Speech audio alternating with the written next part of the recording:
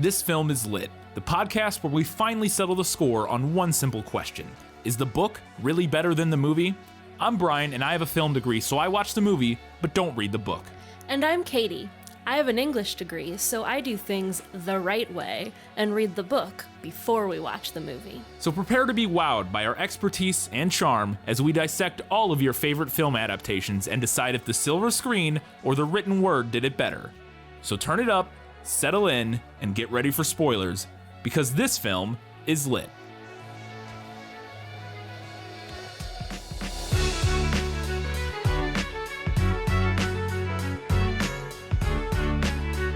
This is the old house, the one the tornado blew away.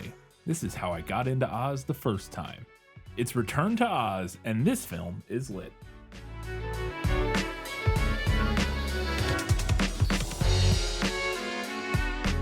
Hello and welcome back to This Film is Lit, the podcast where we talk about movies that are based on books. We have plenty to talk about this week, so we're going to jump right in. If you have not read or watched Return to Oz, we're going to give you a brief summary of the film in Let Me Sum Up. Let me explain. No, there is too much. Let me sum up. This summary of the film does come from Wikipedia. Dorothy Gale's continued obsession with the land of Oz, which she believes she visited after her house was blown away by a tornado 6 months prior, concerns her Aunt Em and Uncle Henry that she may be delusional. They take Dorothy to a sanatorium. Sanatorium? I think it's Torium. Interesting. I've always heard sanitarium, but where Dr. Worley intends to perform electrotherapy on her, but she is rescued by a young girl who warns her that Worley damages his patients. Worley's assistant, Nurse Wilson, pursues them as they escape in the middle of a storm to a nearby river, where Dorothy loses sight of the other girl as she floats downstream aboard a chicken coop. Dorothy wakes up in Oz with her chicken Bellina, who can now talk. Following the damaged yellow brick road, they reach the Emerald City, which is in ruins, and all its citizens, including the Tin Man and Cowardly Lion, turn to stone. They are seized by the Wheelers, creatures with wheels at the end of their limbs, but are saved by Tick-Tock, a mechanical man who explains that he was told by Scarecrow, the King of Oz, to await Dorothy's return. In search of the Scarecrow, they visit the castle of Princess Mombi, who wears the different heads of the women of Oz. After revealing the Scarecrow as being held prisoner by the Gnome King, the one responsible for the devastation of Oz, she imprisons the group, intending to take Dorothy's head for her collection. Locked in a tower, the group encounters Jack Pumpkinhead, who explains that he was brought to life by Mombi's powder of life. To escape, the group constructs a flying creature from furniture and the head of the Gump, a moose-like animal, and Dorothy steals the powder from Mombi to bring him to life. Discovering them, Mombi has the Wheelers pursue the Gump as he flies the group across the deadly desert to the Gnome King's mountain. The Gump eventually tires and crashes on the mountain, where Dorothy is briefly reunited with Scarecrow before the Gnome King turns him into an ornament. The Gnome King offers each member of the group 3 attempts to identify which one in a room full of ornaments is the Scarecrow, but the Gump, Jack, and Tick-Tock all fail and are turned into ornaments themselves. Before Dorothy begins her turn, the Gnome King reveals he has her lost ruby slippers, which he used to conquer Oz, and offers to use them to send her home instead, but Dorothy refuses. Dorothy enters the ornament room and makes 2 guesses as Mombi reaches the mountain. With her final guess, Dorothy selects a green gem, which turns into Scarecrow. Realizing that the inhabitants of Oz become green objects, Dorothy finds and restores Jack and the Gump. Enraged, the Gnome King imprisons Mombi for allowing Dorothy's escape, then grows to gigantic size and attempts to eat the group until Bellina, who is hiding in Jack's head, lays an egg in his mouth, poisoning and killing him. Dorothy retrieves the ruby slippers and hurriedly puts them on as the subterranean Gnome King collapses and wishes for the group to return to a restored Emerald City, where she finds a green medal on the Gump's left antler and restores it into Tick-Tock. Dorothy is subsequently asked to be the Queen of Oz, but she desires to return home. Princess Ozma, the girl from the sanatorium, and rightful ruler of... See there, it says sanitarium. Okay, I feel like that must be an American British English thing. Okay. The girl from the sanitarium and rightful ruler of Oz, because I literally just copy pasted this from Wikipedia, so it was written different twice, which are written 2 different ways in this, which is funny. The girl from the sanitarium and rightful ruler of Oz, who was imprisoned in a mirror by Mombi, is then freed and ascends the throne. Dorothy gives Ozma the ruby slippers and she uses them to send Dorothy home, promising that she can return to Oz again if she wishes, while Bellina chooses to remain. Dorothy is found beside a riverbank in Kansas by Toto and Auntie Em, who tells her the clinic burned down and everyone except Worley survived, while Nurse Wilson was arrested for assisting in Worley's experiments. Dorothy returns home and sees Ozma and Bellina through her bedroom mirror. She calls for Aunt Em, but they signal for her to keep Oz a secret. that is your summary of the film. I have a lot of questions to no guess who this week, but I do have a lot of questions, and we're going to get into those in. Was that in the book?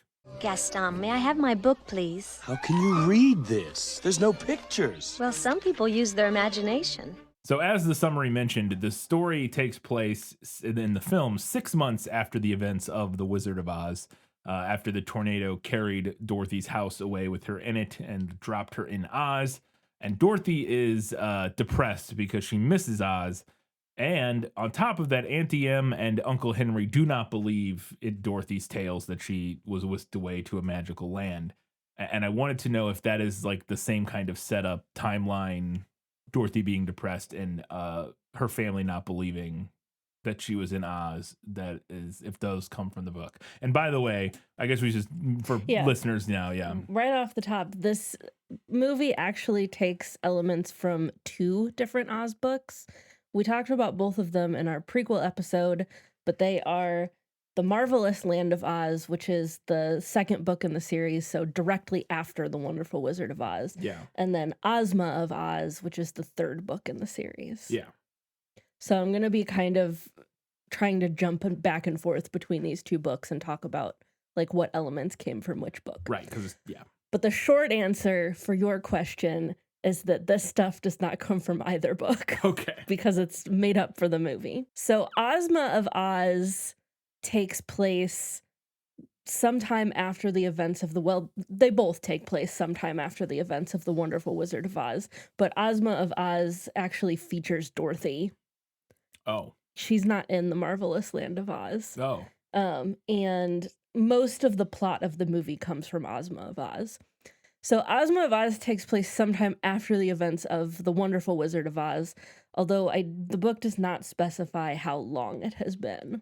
I don't think very long, though, because when we meet back up with Dorothy, she's still a little girl. Okay. So I don't think it's been very long. But the way that this movie is trying to be a sequel to both the book, The Wonderful Wizard of Oz, and the 1939 film, I think is so interesting. Because the book doesn't have that it was all a dream ending. And The Wonderful Wizard of Oz and Ozma of Oz both treat Dorothy having literally been to Oz as indisputable fact. Like she went, and that is that. There's no question of whether or not she actually went to Oz. Like her family and stuff is like, oh yeah, you were in a magical land. So it's been a while since I read The Wonderful Wizard of Oz. I don't recall that book ever says anything about her telling Uncle Henry and Aunt Em, and Ozma doesn't mention anything about it either. So I think we could presume that her family doesn't know about her adventures in Oz. Either that or the narrative does not consider it important. So what you're referencing when you say it was all a dream ending, you mean how in the movie there's like at the end of the movie, Dorothy wakes up. It's been a long time since we. Yeah, at the end of the movie, Dorothy wakes up and she's like, "Oh, I had the strangest dream, and you were there, and you were there, and you were there." But that's not how the book ends. Right. Yeah. Which, to be fair, I never, even though she says it was a dream in the movie, I never interpreted it as a dream. Mm-hmm. I've always interpreted it as that's how she describes it, and like maybe it felt like a dream, but that she actually went to Oz, like obviously.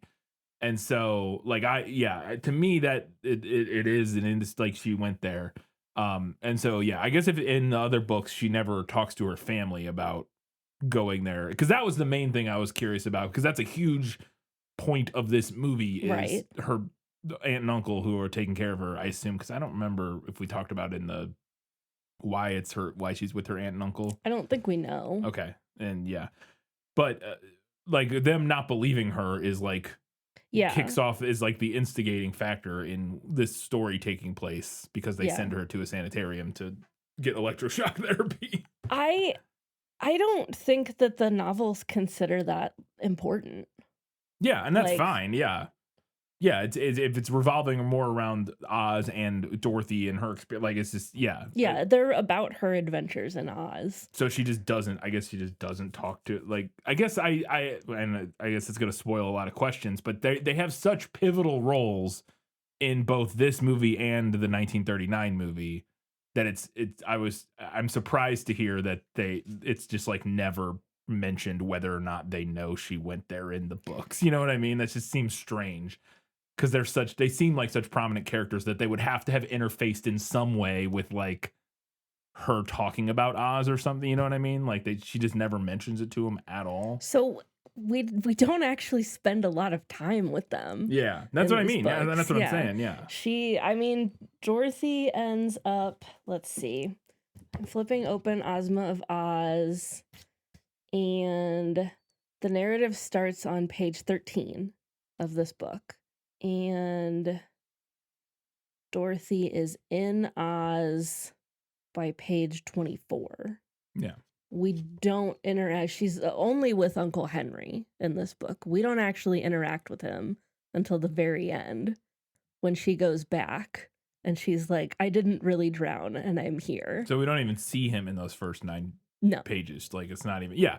And that's my point, is that it's so different, especially in this movie, is like the whole first act of this movie, almost not the whole first act, but almost the whole first act, maybe arguably the whole first act, actually, probably takes place in Kansas, and is their pretty pivotal characters to what is going on. So that's interesting. I didn't realize that. Yeah, that first part of this movie really goes more off of like the end of the 1939 film. Yeah. And like, oh, what if Dorothy tells everybody about her adventures and they think she's crazy? Right. Yeah, exactly. Is kind of the question being posited by this film. And in the books, that she just doesn't tell anybody about. Yeah, I mean, the books just don't consider it important. Right. Again. That's what I'm saying. Yeah, like we're not covering it because we don't think it's interesting. It's far more interesting to watch her have adventures in Oz. Yeah, sure.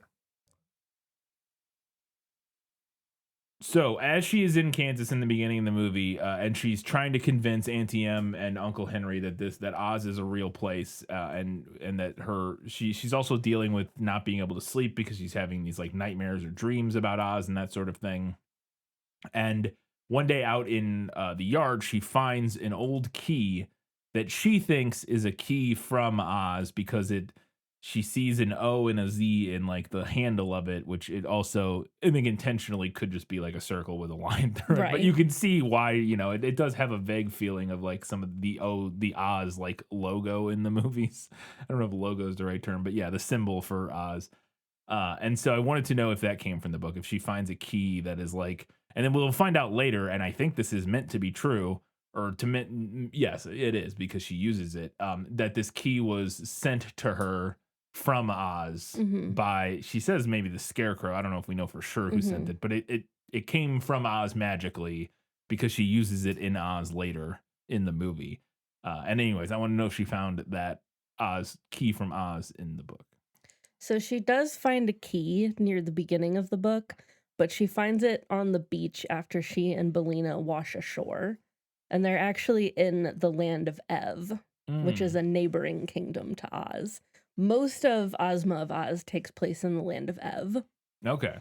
And also, I guess, the Gnome King kingdom, and not actually like in Oz proper. Yeah, it's interesting. Yeah, the movie doesn't make that distinction from my memory, at least. I don't think they mention it. It's just all Oz. Yeah. And they may, which is fine, yeah. The text also does not describe what the key looks like, aside from saying that it's gold. So I don't know if it says Oz on it, or presumably not, since she finds it in the land of Ev. Yeah, right. It wouldn't make much sense. A little fun visual that I thought was interesting in the beginning of this movie. I'll spoil it now. I thought this movie was fantastic through the first like act, and then I thought it became bad. Like I thought maybe even like more than the first act. It probably through like halfway through the second act, roughly. Like at what point? Literally the part where I stopped enjoying the movie was once they made the big flying escape out of the tower and they crash on the mountain. From there to the end of the movie, I was like, this is all dumb. Like it's pointless. It doesn't feel like it connects to anything. I don't understand like motivations of any of these characters involved really. And like it felt like it just kind of fell apart and was just like more of like loosely fitting like random events happening, but just kind of like I didn't really understand why anything was happening or what was going on or what anybody's motivation was.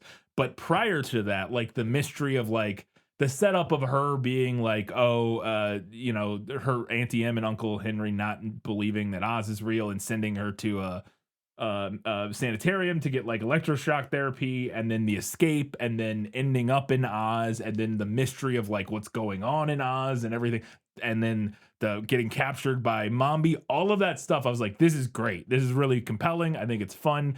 It's not really a kids movie. It's an creep.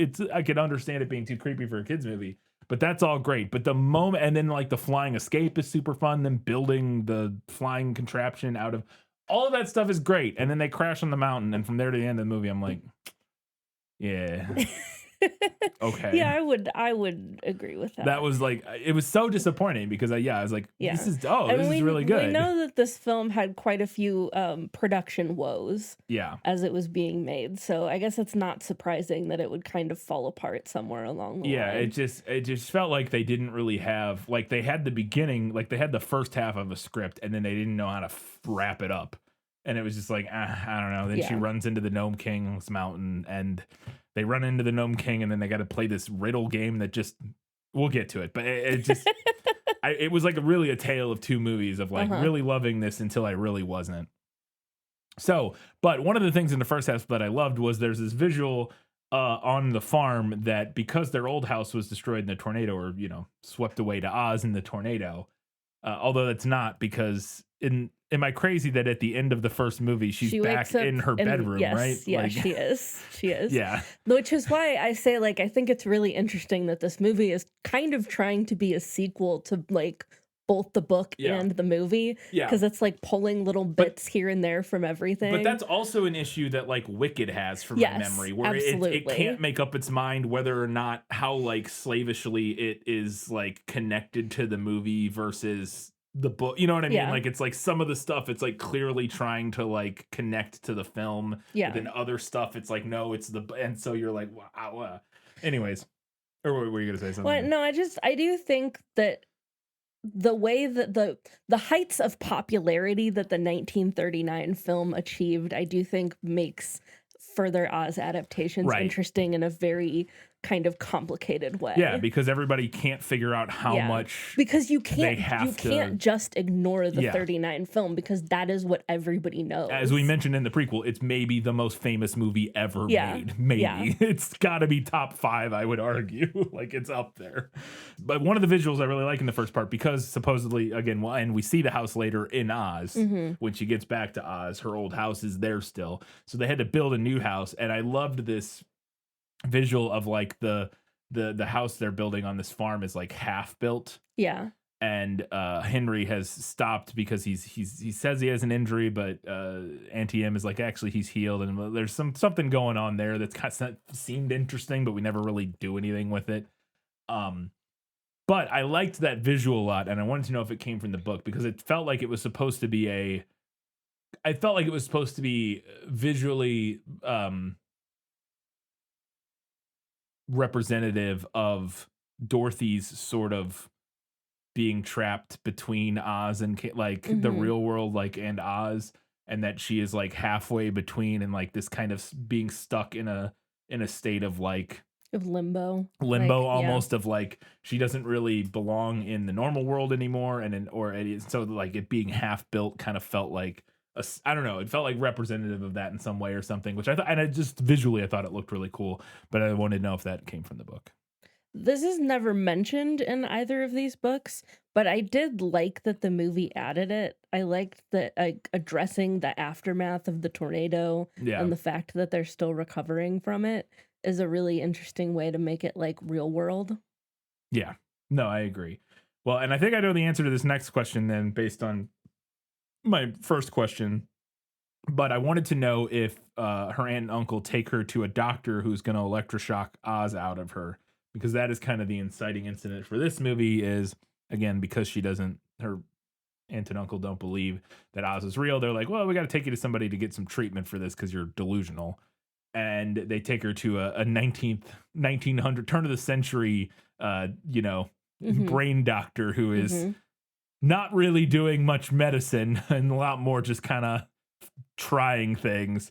And so he does electroshock therapy, and they're gonna zap the Oz out of her. And I wanted to know if that came from the book. No, there's nothing like this in the books, which are lighthearted, fun adventure stories for children. Right. Sure. Yes, I think that's fair, and we'll talk about it because I have notes about it. But it is definitely over like a little too creepy for probably the primary audience of this movie. It's a little too dark. That being said, I do think there, and we talked about it before, but this is very much in that peak of '80s dark kids movies where Yeah. they're, I think I think maybe this movie is a little too creepy with the sort of the way it goes about this whole sanitarium thing and that it's a little too dreadful. Yeah, But it is quite I think if the original film were not so popular, yeah, this might have had a little bit more of a chance. But I cannot imagine going into the movie theater right. in Comparing 1985 it, yeah, and thinking expecting that I was going to see a sequel to The Wizard of Oz. the lighthearted musical starring Judy Garland. Yes. And then this is what I watched. Right. Yes. But my point was that I do think, yes, no, because I completely agree that, expectation wise, this movie had no shot. But I do think you could have done a similar thing, maybe a little less creepily for a kid's movie. There are plenty, and I can't think of a great example, but like Matilda has some weird creepy stuff in it. And, it's early 90s stuff like that of like kids being like, quote unquote, tortured and stuff. But it's played in a more lighthearted way that kind of, it's a little more cartoony. a little more cartoony and a little more playful in a way that kind of works. Whereas this one is pretty leans into like, this is terrifying, like and horrible or horrifying in a way that I think, regardless of the movie that came before it, I think this was always going to be a little hard for kids to get on board with, at least at the beginning. Well, then I imagine then that the whole power going out just in time to save her from getting zapped is not in the book. No. Yeah. Okay. So then as the power goes out, she's about to get their electroshock therapy. There's a big storm rolls through, power goes out, and this girl appears who has showed up several times in the sanitarium, and she's always just kind of appears. She gave her like a jack-o'-lantern earlier. This is a Halloween movie, technically. Yeah. It takes place like a couple days before Halloween or something like that. She gives her a jack-o'-lantern the one time and talks to her briefly, and then she shows up here and she rescues her. She's like, we got to get you out of here because when he zaps people, it messes up their brains or whatever. And I wanted to know if Dorothy is like rescued or anything, if anything about this girl's character, who later ends up, we find out, being Ozma, Princess Ozma at the end of the movie. Figure out that's who this is. But I want to know if any of that and like her showing up in Kansas and like helping Dorothy or befriending her or anything came from the book, because I was also confused because she seems in the movie to be non-corporeal. Yeah. Because she just like teleports in and out of rooms. Yeah. So none of this is from the books. There's not really even anything similar to this in the books. Like you said, this girl ends up being Ozma. And we find out later on that Mombi had her trapped in the mirror. So I wonder if the idea is supposed to be that she can like travel in the mirror world. Yeah. And was able to like visit Kansas through the mirror somehow. There's not anything that I can recall in the world of the books to explain what's going on here.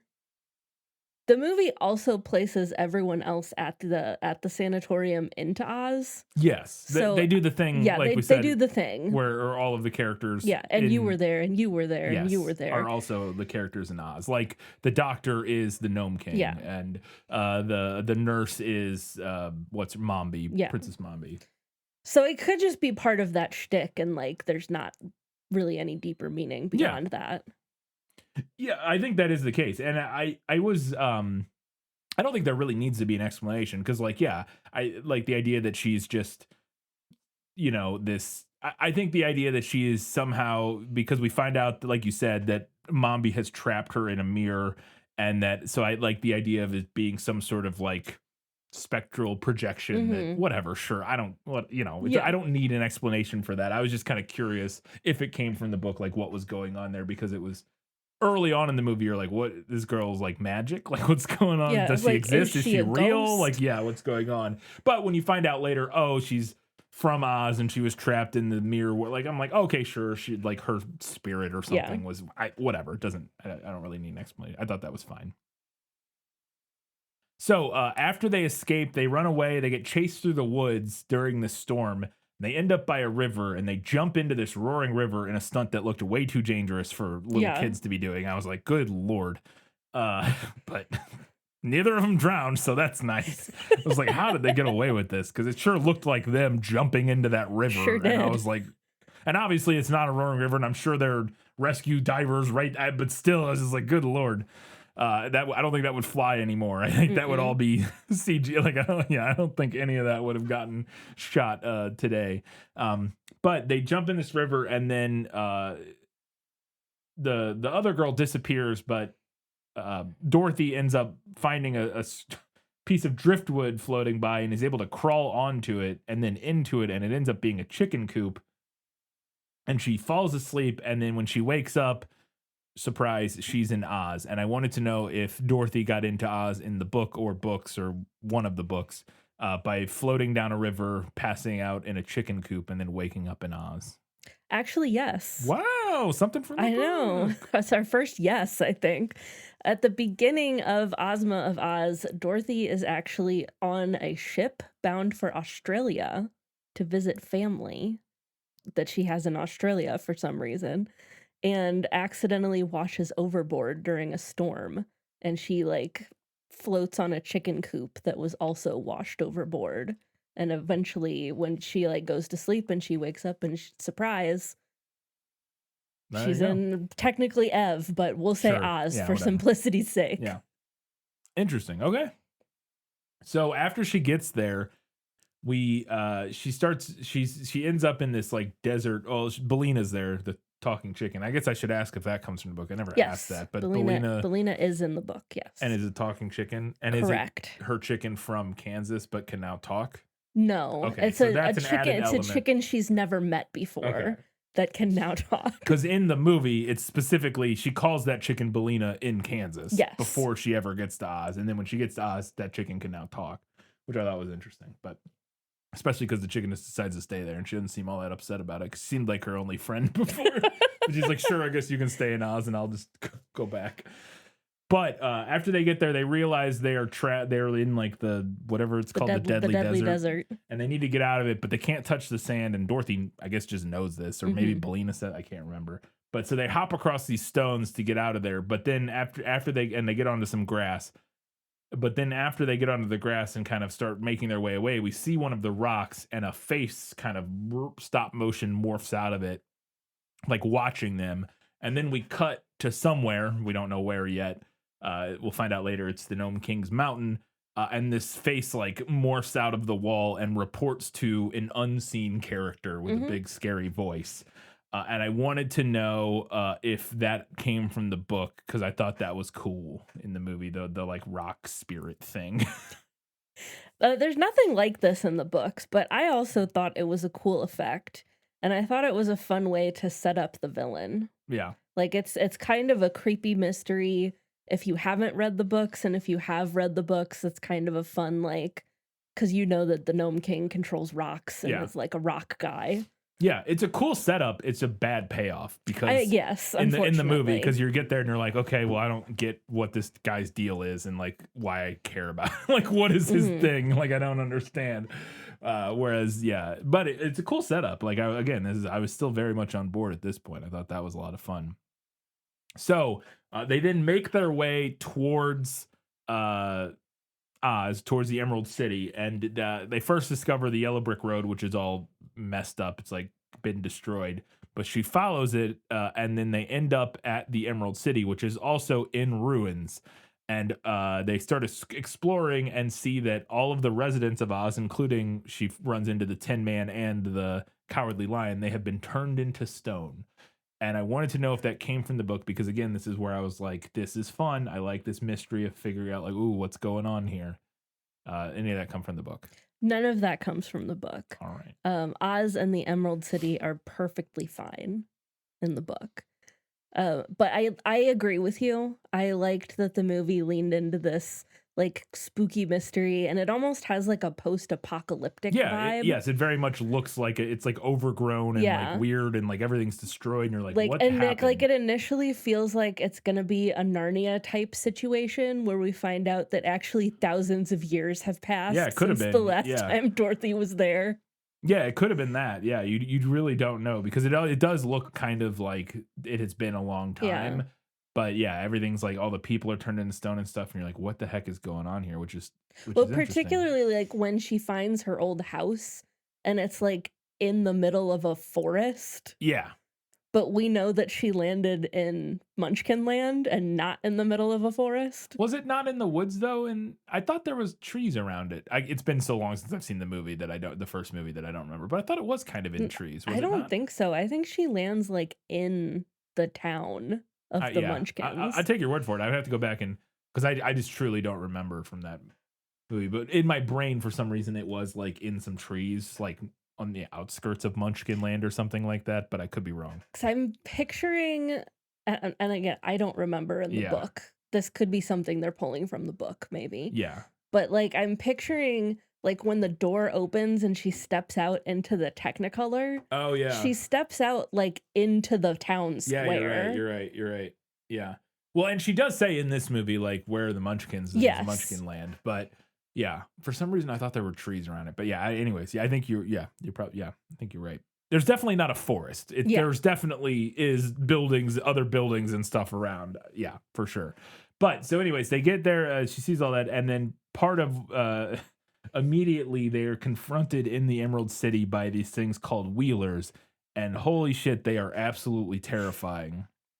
Like legitimately, the camera like they roll around a corner and the camera like starts on a close up of like the wheels on the ground, Mhm. which these things roll around on their hands and feet, which are all wheels, Yes. and they're like And they have, like, long upper limbs. yeah, like long upper arms or long arms that so they can reach the ground with them and like wheel around. Yeah. And the first shot where one is introduced, the wheel it comes around the corner, and I think you get a glimpse of it, but then it starts on a close up of the wheel, and then it quickly pans up to its face, and its face at first is this horrifying mask, and that pan up from the wheel to the mask legitimately startled me. I was like, oh god, I was not expecting how creepy the masks on that thing were. And then Mhm. we'll see later that because they flip their heads up and it's like they have these masks kind of like on the top of their heads.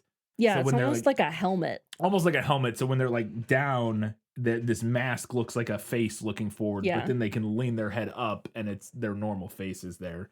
And anyways, I wanted to know if the Wheelers came from the book and if they are as terrifying as they are in the movie. So the Wheelers are from the books. All right. And I'm about to show you an illustration. That's them. That's the Wheelers. Pretty creepy I mean, still.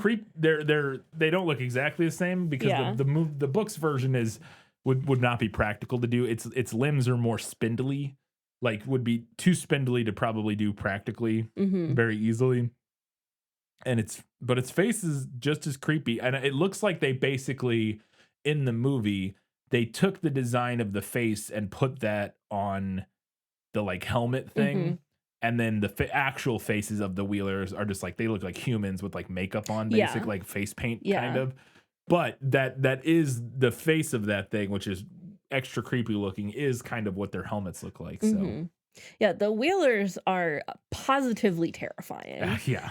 But I do love the look of them. Oh yeah. They're giving like cyberpunk dystopia for some reason. Oh, absolutely. Well, and I love that it's all done practically. Like Yeah. they're Oh, they, there was some really cool like makeup and costume effects done for this movie. well, and just the they figured out, and I was wondering, like, I wonder if this is the thing people have done before and they just adapted it for these characters, because I don't know if I've ever seen somebody roll around on four wheels on their hands and feet. Mhm. You know what I mean? Like Yeah. the way they move is this weird like rollerblading on hands and on their four limbs Yeah. in a way that you're like, but it's just one big wheel on each. And I'm like, I wonder if they invented that for this movie, you know? Well, not invented, it's in the book, but I'm like, I wonder if they realized, oh, we can just do that. Like, because it works. They roll around, like, they can, they are mobile. Like, which that was Yeah. like blew my Yeah. mind. I'm like,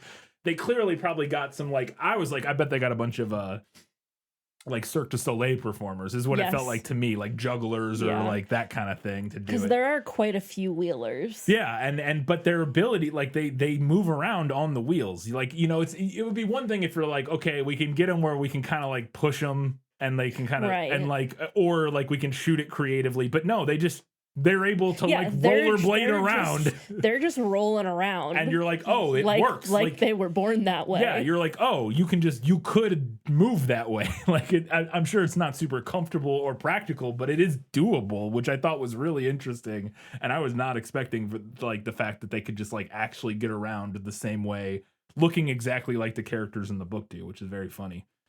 Yeah, I thought they were awesome. And terrifying, and I get why kids would be horrified. Yeah. I was like, yeah, that's legitimately gave me a fright.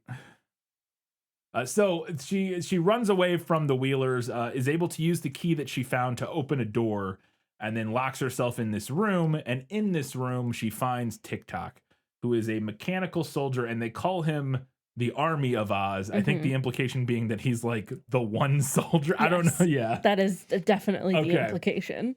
But and so I'm assuming he comes from the book, but one thing that a specific detail about him that I wanted to know if it came from the book is that she reads, like, he has like an instruction manual printed on his back or something like that. And she reads through it, and we get a shot of it, and it says patented clockwork mechanical man, and then the line under that is does everything but live, which I thought was very funny, and I wanted to know if that description or line or whatever came from the book. But also, does he look like what is described in the book? 2 yeses. Sweet. On this one.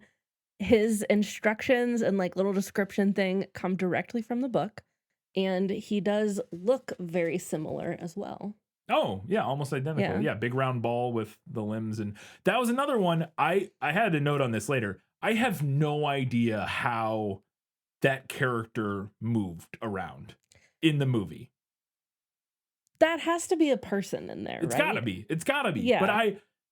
How does he, when you watch him move, it doesn't make sense to me where his limbs are, because he's got this big round body, and where his legs are, I'm trying to think how a person, you would have to be like sitting, kind of like a seated position, but then I'm amazed at how do they balance? Yeah. Because how they don't fall over they fall over one time, which the movie makes a joke of, but it seems like intentional, like it's like written in the movie. I actually wondered if it wasn't written in and they left it in as like a gag or something, because maybe he was falling over all the time. But there's scenes where it's like walking up steps, and my brain can't parse how they were able to do that. The only thing I could think was that maybe there were wires involved that like hold it upright, Yeah, maybe. that are, you just can't see. You know what I mean? Like it's on a rig basically that keeps it upright, because the way it walks and its body is shaped, the physics of it to me don't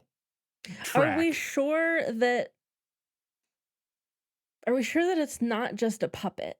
That would be the other option. Could it just be a big puppet? I will say I read something that I didn't include it when I was doing the prequel notes, and I have to go back and find it, and I don't know where it was. It was either an IMDb trivia fact or something that said that the actor playing TikTok, I couldn't believe this was true, but maybe it is, was that I swear I read that it said that there was a person in there, like a gymnast or whatever, who walked on their hands for all of those scenes, which kind of made more sense than their legs, but also made less sense. And I'm like, I don't understand how. I think they were employing the entire circus making this movie. And I'm gonna have to, after this, when I'm editing this, go see if I can find a behind the scenes like photos or video of like how this worked, because the whole time I'm like, how are they it doesn't move in a way that looks like it should be a puppet or CGI or something. Yeah. Like the way it moves doesn't seem like there could be a person in there walking like that without falling over constant. I didn't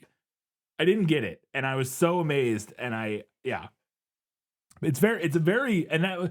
was one of the things that those, along with the Wheelers, again, in that first like act or whatever, I'm like, this stuff's so cool because it felt it's one of those creature costumes or creature designs in a movie where you're like, it's very clearly not just a human in a suit. Like, Mhm. I'm like, how are they doing, you know, Yeah. like it's alien enough in its anatomy that it's you can't just have a person walking normal in a suit, and there's something else has got to be going on in order to make it move like that, which is, in my opinion, was very it makes it a very like compelling, weird, magical creature. Like, it's not a creature, you know, it's a robot or whatever, but magical character, because it makes your Mhm. brain go, well, Yeah, that's not yeah. possible. That's not It's possible. really compelling Yeah. character design. Yeah, I thought it was so interesting. So then we get to introduce to Princess Mombi. Speaking of compelling character design. Yes, who we arrive in this big room hall thing full of mirrors, and this is the most extra throne room you've ever seen. And she is sitting on a on like a sofa playing like mandolin or Yeah. something, playing some little stringed instrument. And the dress she is wearing is insane. And I was like, when she was introduced and when she's playing that mandolin or whatever, it's like an anime character introduction. Like the costume and her sitting there like moodily playing an instrument just felt like something straight out of like an anime or something. And I wanted to know if her character came from the book, looks like that. And also, does she swap her heads? Because that is her other big thing we find out, is that she has a hall full of heads that she can swap at her leisure. Mhm. So, Princess Mombi is an amalgamation of two different characters from these books. The first is Old Mombi from The Marvelous Land of Oz, and she is a wicked witch who helped the wizard, the titular wizard from book 1, conceal Princess Ozma.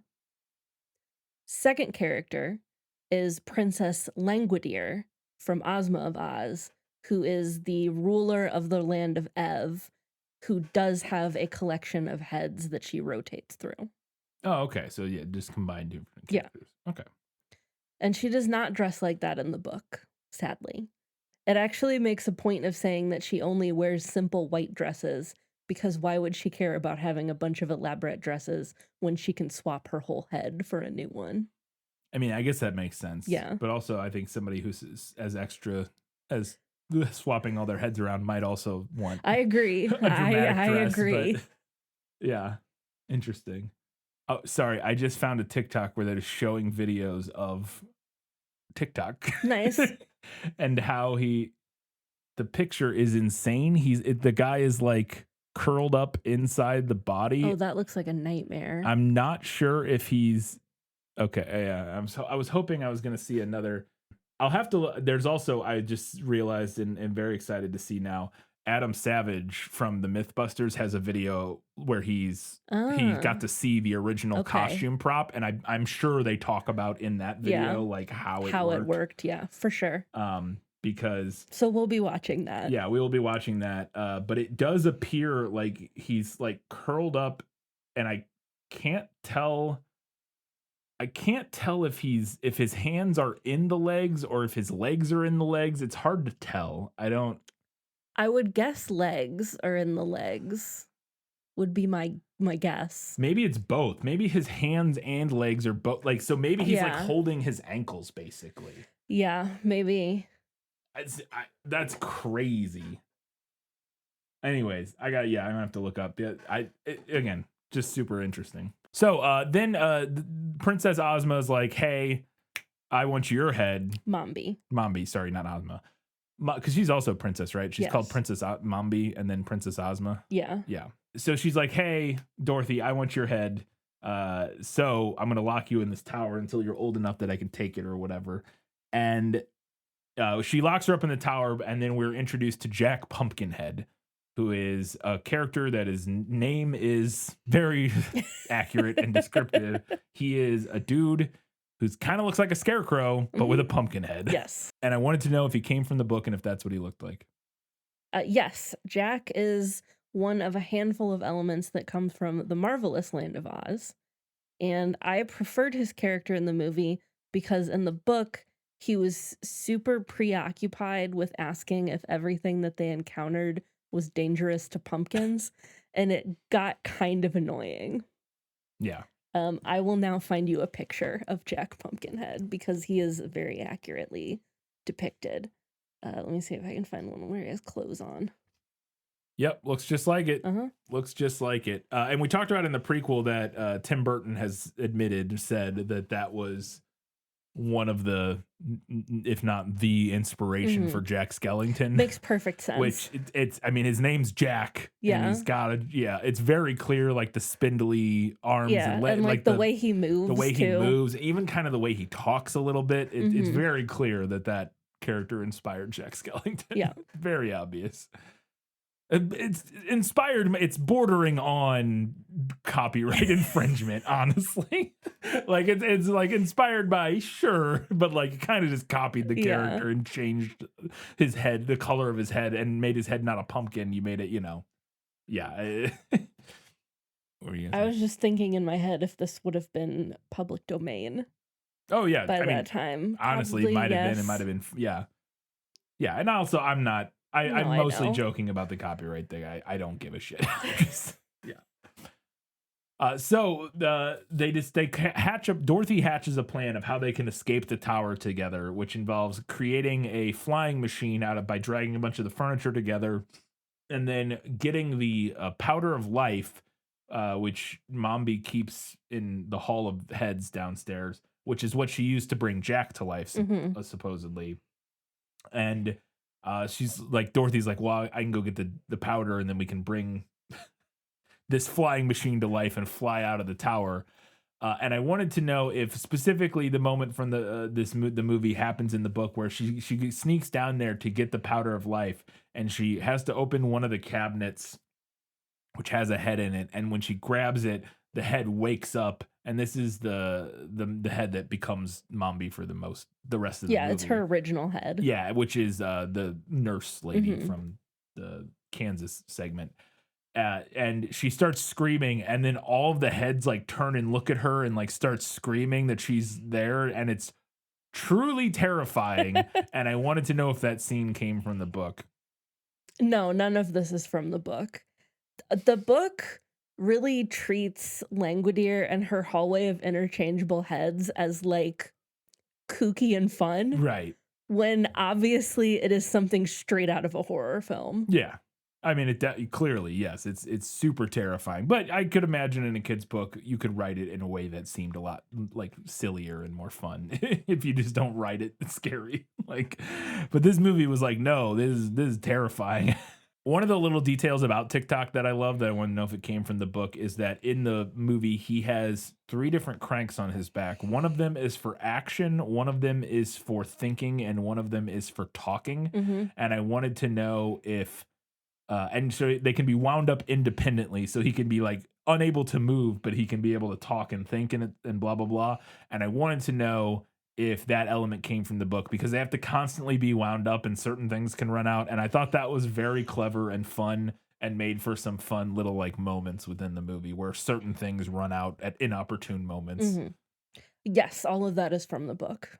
Is the line from the book, which is maybe was like kind of like the best joke in the movie, which was where his I think it's when she gets back upstairs, TikTok is just like thrashing around making nonsense noises. Yes. And she's like, what's going on? And they're like, oh, I think his I don't know, he just started freaking out, and she walks over and realizes that his thinking crank has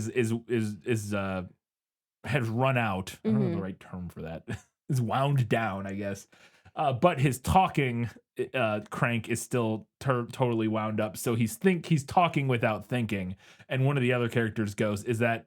I didn't know you could do that." And she's like, "It happens to people a lot." And I wanted to know, like, does that line come from the book? Because that's maybe the closest this movie gets to like social commentary. I'm searching some keywords, and I don't think there's anything like that in the book. I don't remember there being anything specifically like that. I do think that it might just be a reference to there's a line in the 1939 film where Dorothy says to the Scarecrow, like, how can you talk if you haven't got any brains? And Scarecrow says, like, oh, people do it all the time, Oh, yeah, or that is something like that. so that yeah, that is just a I think it's callback to that. You're probably right. a It's just the callback to same that. joke again. I'm Okay. sorry, I didn't mean to ruin that Yeah, for it does you. ruin the joke that it's just I forgot. I do now that you mention it, I do remember that line from the 1939 one, but that is just the same joke again. Yeah. So that's disappointing. Okay. So they build this giant contraption. They put together 2 Shea lounges or something, and then strap them together and put some like palm leaves on them, and then strap a moose head to the front, and hit it with the powder of life, and this thing comes to life and is able to fly them away, which I thought was also super duper fun and something kid me would have loved, like building a weird flying contraption out of random Mhm, bits and mhm. bobs in a in a tower. And I wanted to know if that came from the book. It does, yeah. The Gump is from the The Marvelous. Gump, The that's Gump, what they were saying. yes. I didn't know what the heck they were The saying. Gump, Okay. which is it's the kind of animal that the head is. Okay, so that's is what a the gump. head thing is. Yes, It's a gump instead a of gump. a moose. Yes. Okay.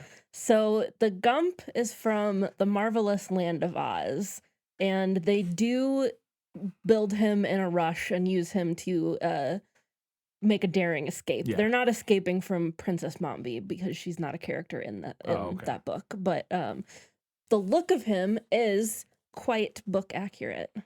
I know this one's a little hard to parse. Oh, I see it. I Yeah. see it. I see it. It's the negative space from the white on the front. Yes. No, it is very similar. It's sorry, that is really hard to figure out what you're looking Yeah. at. Now that I see it, it's very obviously the same. It but- was kind of the best illustration No, of like the full thing, but it is like it's 2 Yes. chase lounges tied Yes. together with the head and the palm leaves. my brain had like the white and black like flipped on what Yeah. was what, and so it took a minute for it to click into place. But yeah, no, it absolutely looks like what the It's Like like it a does. side view. Yeah.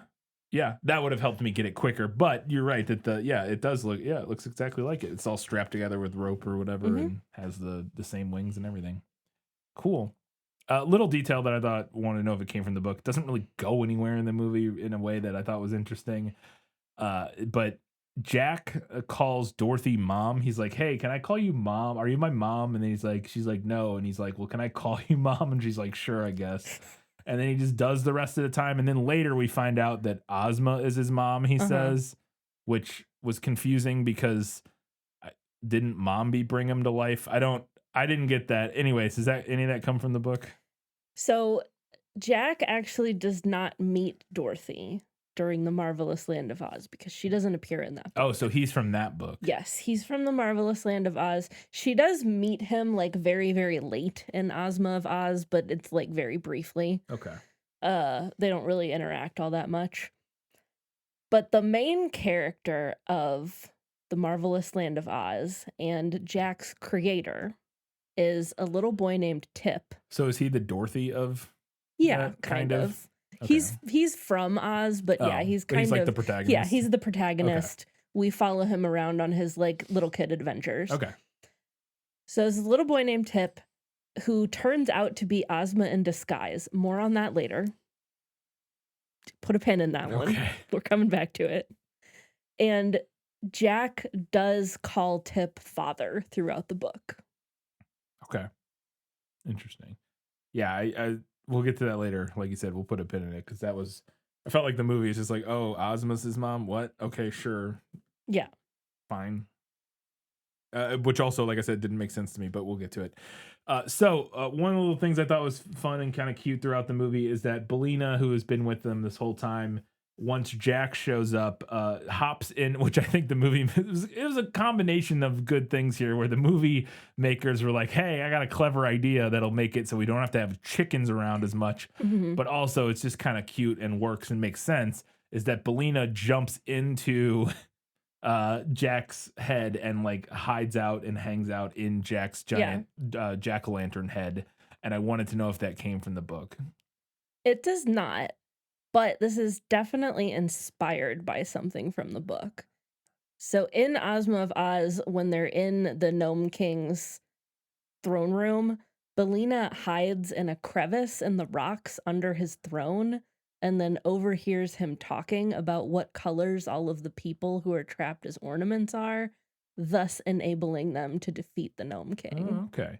Because so am I wrong or crazy? And now I just had this like random memory from the movie. In the movie, isn't there like moments early on when the like rock spirit thing or whatever is reporting back to the Gnome King that they're like more interested in finding Belina than Dorothy? They're upset that Belina is with Dorothy Okay. because eggs are Because poisonous. that's to what I was gnomes. wondering. I just kind of put that together in my head because I remembered watching the movie. I was like, why were they concerned with Belina and like finding Belina? Mhm. And then I realized just now, like, oh, it wasn't that they were like, because I was like, because that never goes anywhere. Like, it never Yeah. matters. Like, they don't like need Belina for anything. But then I was like, oh, it's because Belina's a chicken and chicken eggs are poisonous. So it's not that they're like trying to find, but it's that No. they're like scared of Belina or whatever. Yeah. Okay, that makes sense. And so that's Belina hides in Jack's head. Yeah. Yeah. Yeah, so like to them, Dorothy showed up with like a weapon of mass You're destruction. right. Exactly. I got it. That makes sense.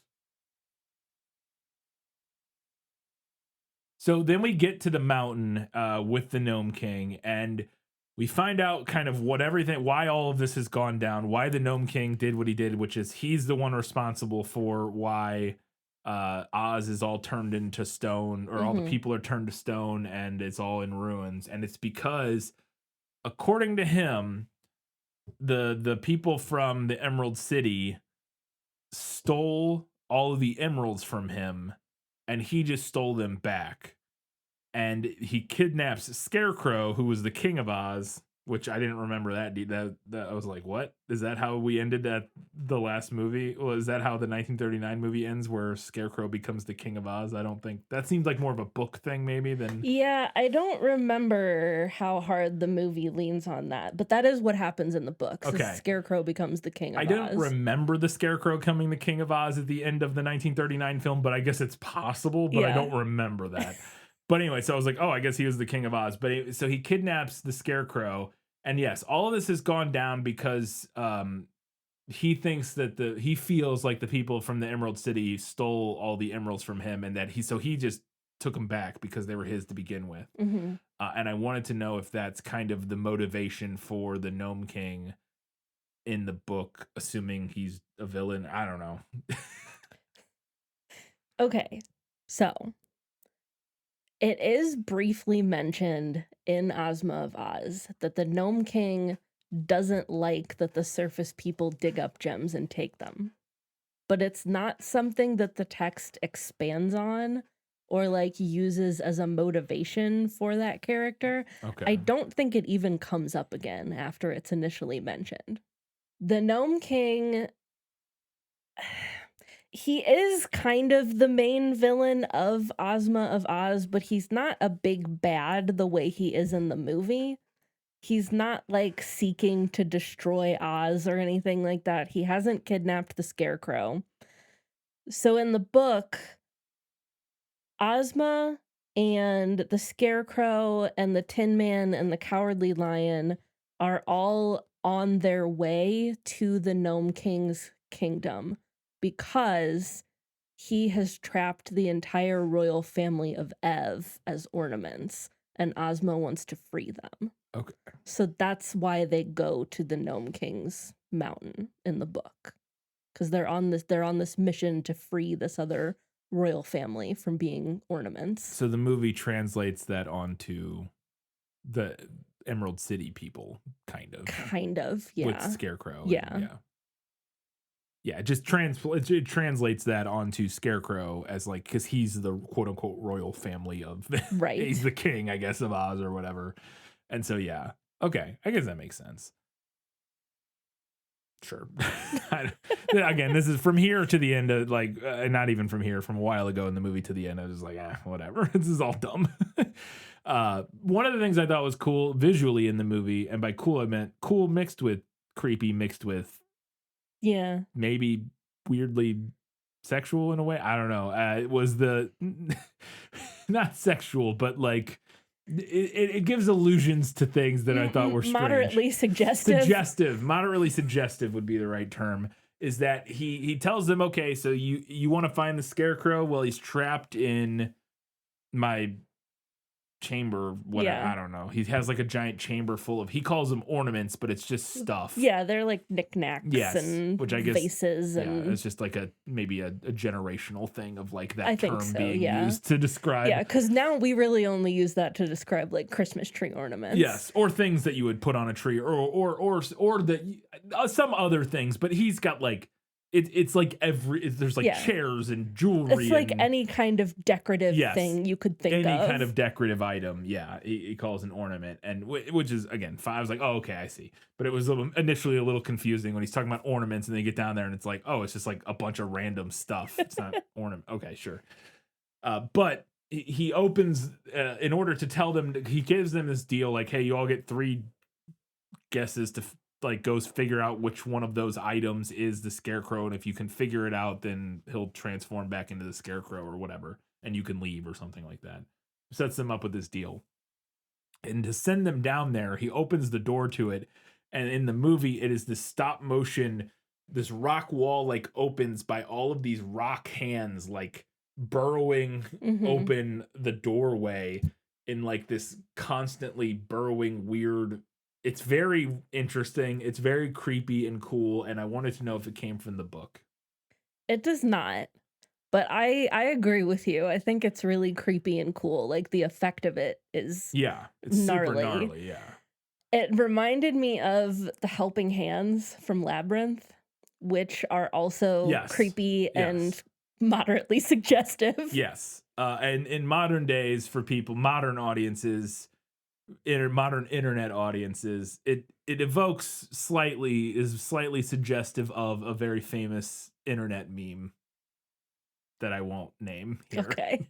We'll just leave it at that. Oh goodness. So one of the things I thought was really interesting is that the Gnome King has the ruby slippers. It is revealed because earlier on, I believe Dorothy said that she lost them Yeah. when she was traveling back from Oz. They just like fell off in transit, I guess she says. And it turns out the Gnome King has them, and this is I think what he's been using to turn everybody into stuff. Is that the power? I don't know. It doesn't really matter, but he has the slippers.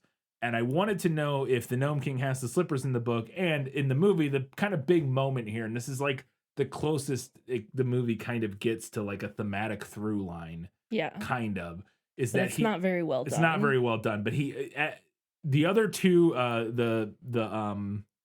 whatchamacallit, the Gump has gone down and tried to find it, and he got turned into an ornament. Then TikTok, Jack did. Jack went down, and then TikTok went down too. Everybody went down, didn't Yeah. they? Yeah. They all got turned into ornaments. So Dorothy's the last one. And as she's heading down there, the Gnome King stops her and is like, hey, by the way, I got these slippers. If you want, I could just wish you back to Kansas, and then you could go back, and you don't have to. You won't be turned into an ornament, and you'll never. And he says something like, and you won't even have to remember any of this ever happened or something like that. He's like, you can forget all about this. But she's like, but what about my friends? And that's kind of the big moment. This is her big like, this is the turning point of the third act here, where she makes the choice. She answers the call to go and help her friends.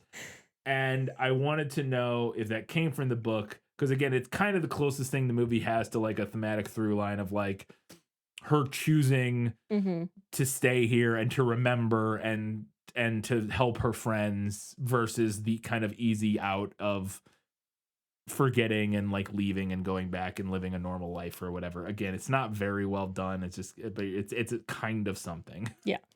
I can squint and see what they were doing there. So the Gnome King does have a magical object that allows him to transform everyone into ornaments, but it is a magical belt. Okay. He does not offer to send Dorothy home, but she's also not really concerned with getting home in the book. To be fair, she's not really concerned with getting home in the movie. That's fair, yeah. Either. But yeah. I actually like both of these changes within the context of the film. Bringing back the ruby slippers makes a ton of sense. They're arguably the most iconic visual from the 1939 film. And the offer to have her like go home and forget about Oz Yeah. tracks with the issues she was having at the beginning of the film. Yeah. So even though it's not like super well done, I Yeah. think that It's works. at least something. It's the closest thing, like I said, to like narrative payoff that the Yeah. movie has. Yeah. You're like, okay, I could see it kind of, but it's like, yeah, it's just kind of, it's just poorly set up and doesn't really, and it feels like it just doesn't kind of, the choice kind of comes out of nowhere and doesn't really hold a lot of weight because obviously, like you said, she's not even that interested. Like he gives her that choice, but you're like, but she's not even really like wanting to go back to Kent. Like I think maybe that's the biggest failing of the moment is that even in the movie she's not trying to get back to Kansas. Yeah. She's trying to save the Emerald City. Yeah. So of course she's going to go do the thing. Like it proves that she's brave, I guess, because, you know, like, but it's not like she has this it'd be one thing if she ended up in Oz and the whole time she's like, I gotta get back home, and then she ends up in this mystery and where like she kind of with not against her will but like gets drawn into like helping, but really she just wants to get back home and whatever. But no, that's not the case. She wants to be here and wants to help, so it's like it's not even really that much of a tempting offer for her. So Yeah. it doesn't, you're like, ugh, I don't know. Yeah, like I see what you're going for, but I just don't think it really works because the setup wasn't really there. But yeah, whatever. And then this is again where the movie just really stumbles to me. She gets down there and it's just a room full of knickknacks, like you said, and she just randomly tries like two different knickknacks and they are not correct. And then seemingly she just kind of randomly picks the right item and this turns into the Scarecrow. And then she realizes from that, like, oh, all of the Ozians must be green objects because he was like an emerald or whatever. Yeah. And I was like, there was no like, she didn't like solve a puzzle. You know what I mean? Like she just kind of like stumbles onto the answer. And I was like, oh, okay. She just, again, she doesn't even have a thought when she's doing the first two. She's like, I don't know, I guess I'll try this. That didn't work. I'll try this. That didn't work. Oh no, I guess I'll try this. Oh, it worked. What are we doing? It's not narratively satisfying in any way whatsoever. And I wanted to know if it came from the book. No, it does not. Dorothy, in her turn, she does manage to randomly guess one ornament correctly, but it's one of the princes of Ev. It's not one of her friends. But your second question up there about all of the Ozians being green objects is a yes. That is from the book. So I mentioned earlier that Belina hides under the throne, and she overhears the Gnome King saying that all of the Ozians are green ornaments and all of the royal family of Ev are purple. So then she insists on having a turn at guessing and goes in and just starts freeing person after person. So Belina is actually the true hero of this story. Okay, interesting. So truly in the book, Dorothy does just randomly get it right. She does get one right, yeah. Like just randomly. Yes. Like through no like thought or anything. Like just touches a random object. Yeah. Okay. I'm just curious because it's so stupid. Like I was like, what? It just felt, I was like, this is the big moment of the movie where she has to save the day, right? And she just touches random things and then one of them happens to be correct. There's no thought, there's no nut, right? Am I misremembering something? Like no, what? I think you're correct about the movie. I wouldn't call it like a big moment where she has to save the day in the book because the reader already knows that Belina knows which ornaments which are changes things, which yeah. changes the stakes because like you know that Belina is going to come in the and movie save the Belina day. is in one of the ornaments because Jack has been turned into correct. Yeah, I felt like I had missed something. I'm like, so she's literally just gonna like touch random things and then eventually it just the third one just by chance works. Okay, like what I thought, like there had like why would you not be like after the second try she's like, okay, my last try, I gotta figure this out, and then she's like, what would, and then like have her reason out why she chooses the I agree. I just agree. felt so dumb to me. I was so mad. I was like, what is this? This is nothing. This is literally nothing.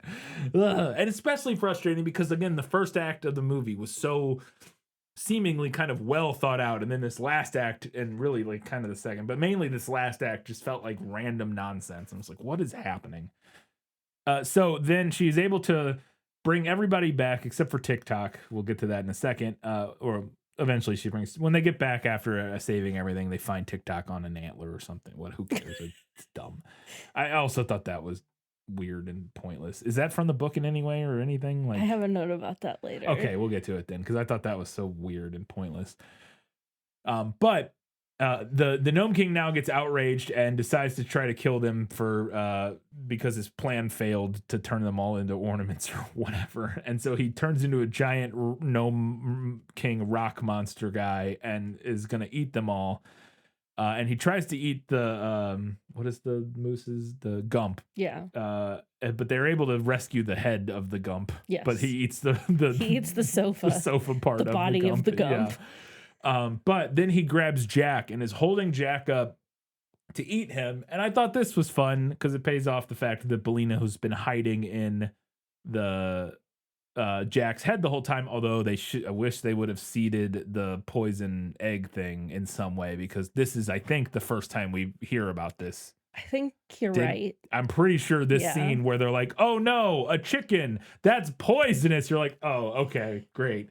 But Belina is in the head and lays an egg, which they did set up that Belina hadn't been laying eggs. So this is like, there's at least a little bit of setup payoff there. Like at the beginning, Dorothy's chastising her. She's like, hey, Auntie M's going to cook you if you don't start laying eggs again. But so she lays an egg and the egg falls in the Gnome King's mouth and kills him, and this saves Jack because he's the Gnome King is deadly allergic to eggs. And I wanted to know if that came from the book. It is established in the book that eggs are poisonous to gnomes, but the book does not kill the Gnome King. Okay.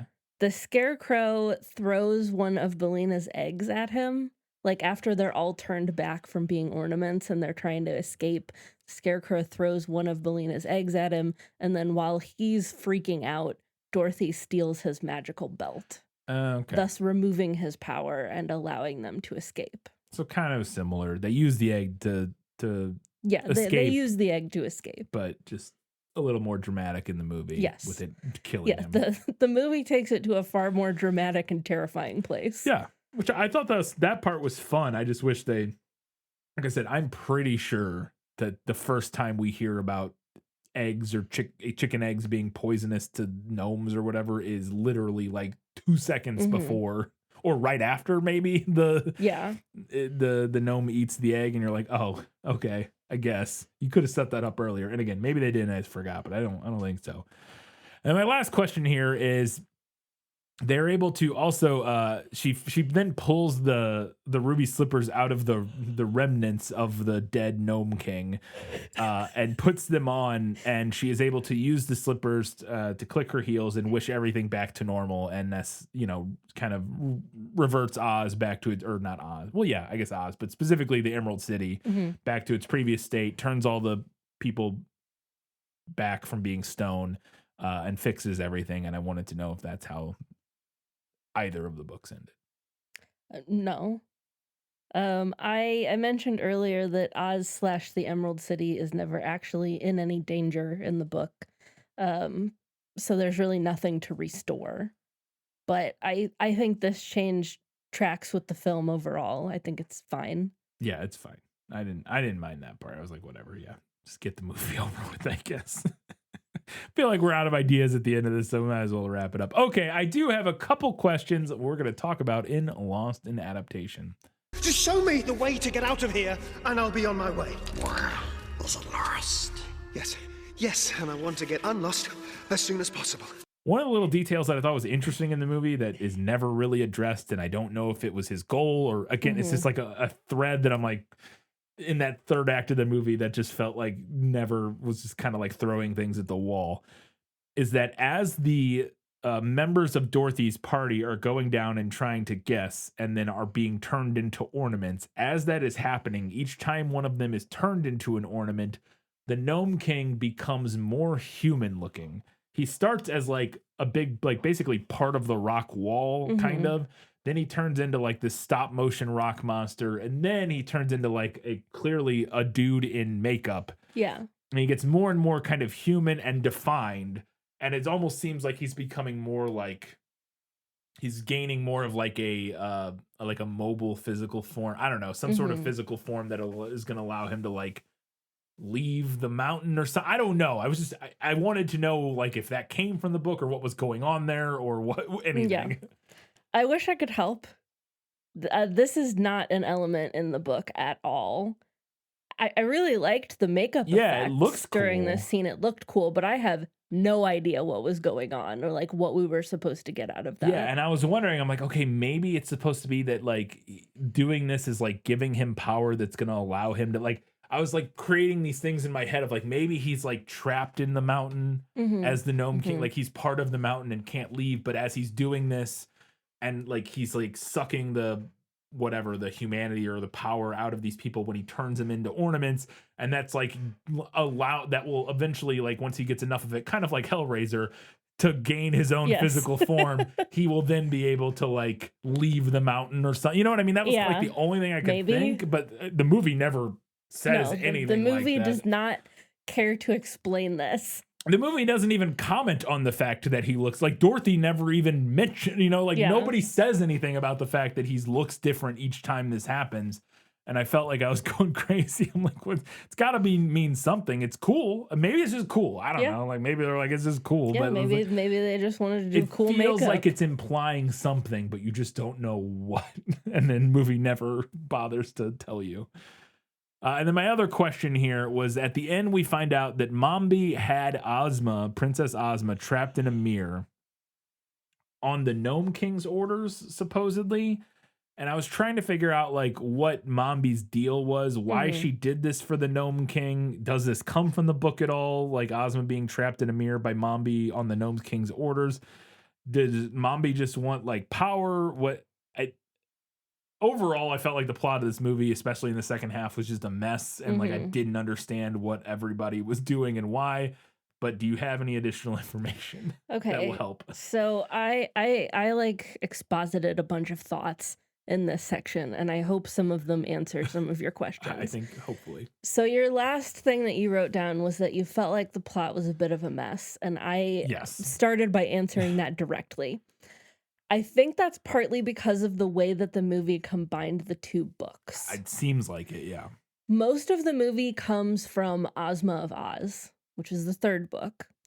So Dorothy washes up in the land of Ev. She finds TikTok. She gets imprisoned by the Princess Langwidere. She's then freed by Ozma and company, who are there as part of their journey to free the royal family of Ev from the Gnome King.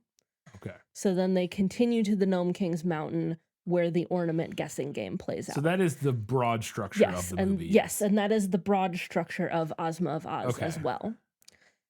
The movie doesn't borrow all that much from the Marvelous Land of Oz.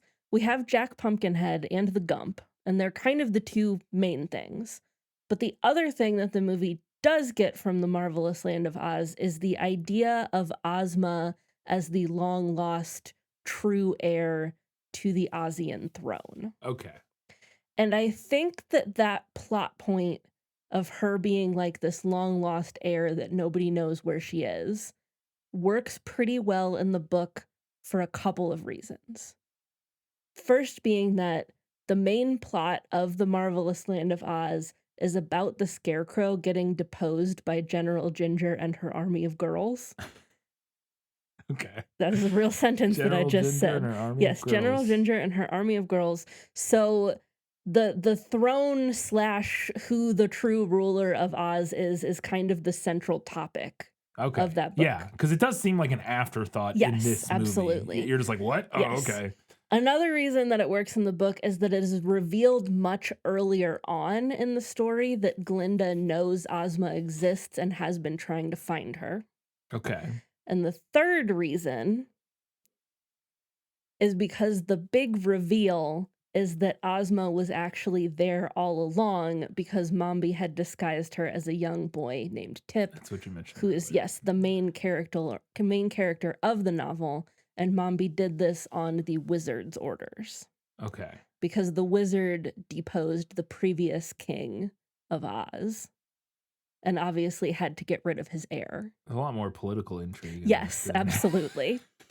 I think that the movie is attempting to do something similar by having this, like, oh, there's actually like a long lost, like, true heir to the throne. Yeah. But because it's not really set up, Ozma ends up feeling like kind of like a weak deus ex machina. You know, and she at doesn't the even end of save the anything. movie. Like, Yeah, 'cause she the doesn't day really is already do saved. She anything. just shows up and they're like, oh, she's the actual like yeah, queen of, she's the real and queen. you're like, okay, sure, I Sure. guess. I don't whatever. I don't know her. I don't know.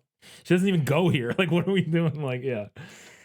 To answer your question specifically about Mombi, her motivations aren't really explored directly in the book, like her motivations for helping the wizard hide Ozma. Yeah. I think the implication is that she's just an evil, wicked witch. Okay. And that's that. That's which fine. is pretty typical Yeah. of children's lit, especially for this era. That's fine. Yeah.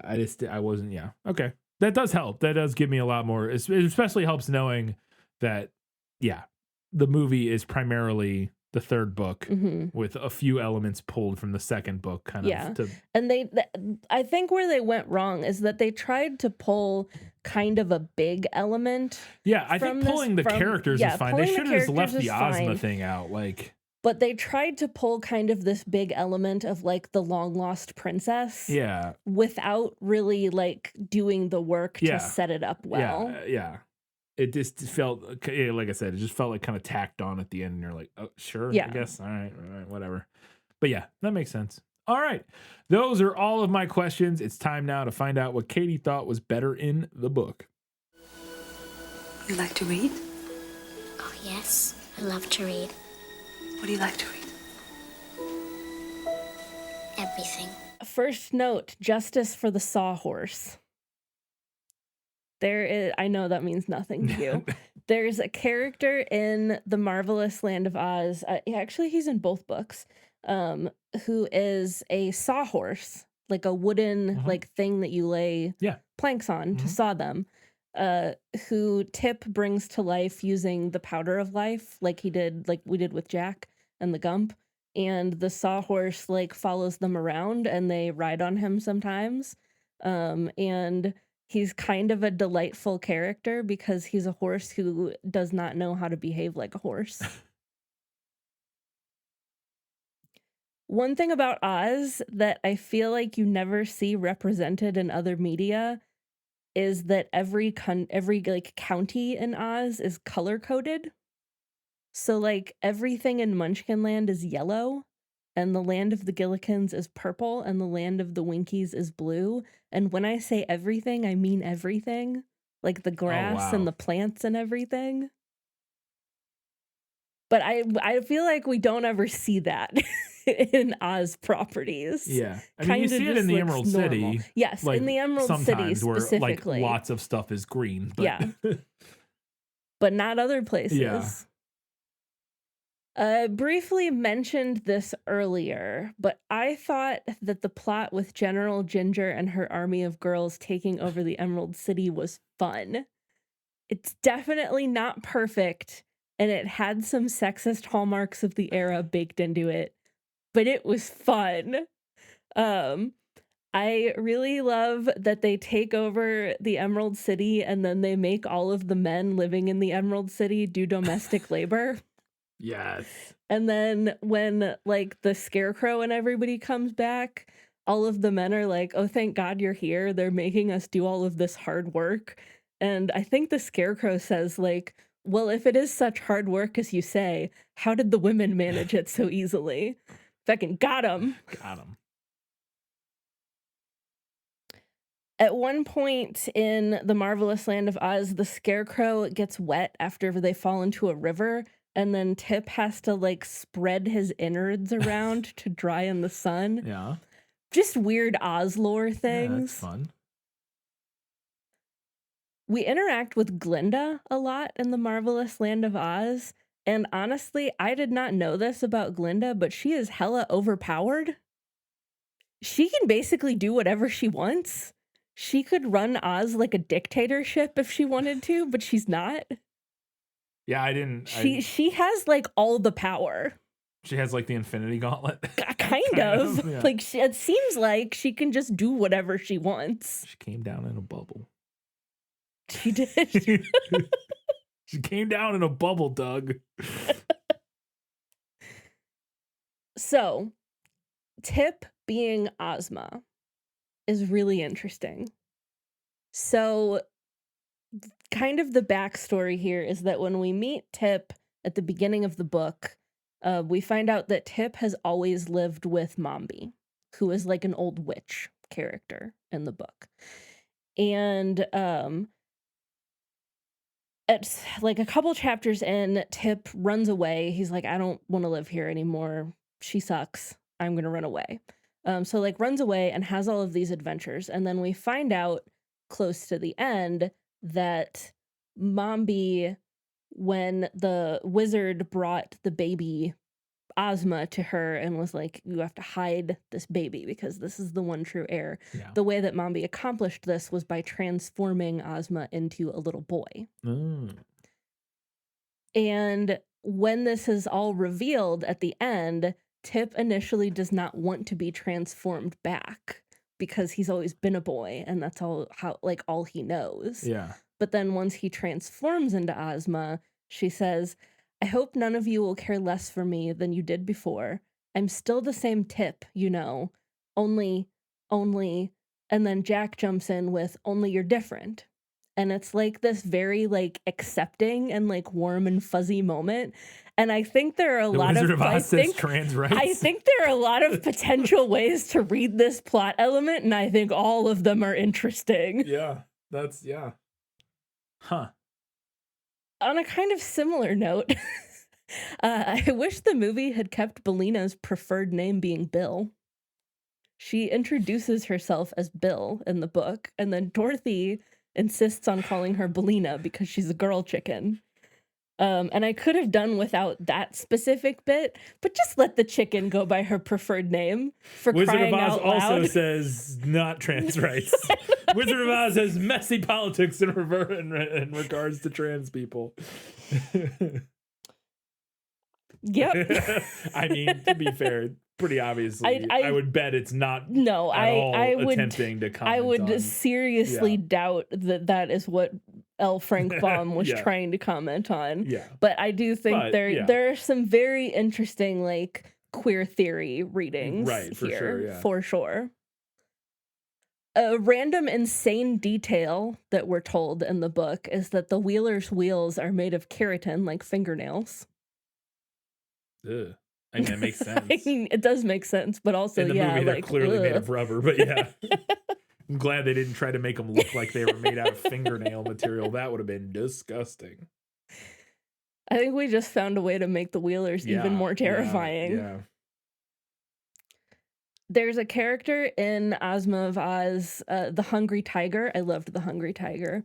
And this was a tiger with a conscience and a moral objection to eating the things that he desperately wants to eat. So he's just always hungry. It's a vegan tiger. Kind of, yeah. He does eat like cooked meat. Like when they go to stay places, he'll be like eat whatever's on offer there. So he's not vegan. He's not vegan. He just doesn't like eat the idea of raw meat. He's like, But he's like, throughout the book, he specifically talks about really wanting to eat fat babies.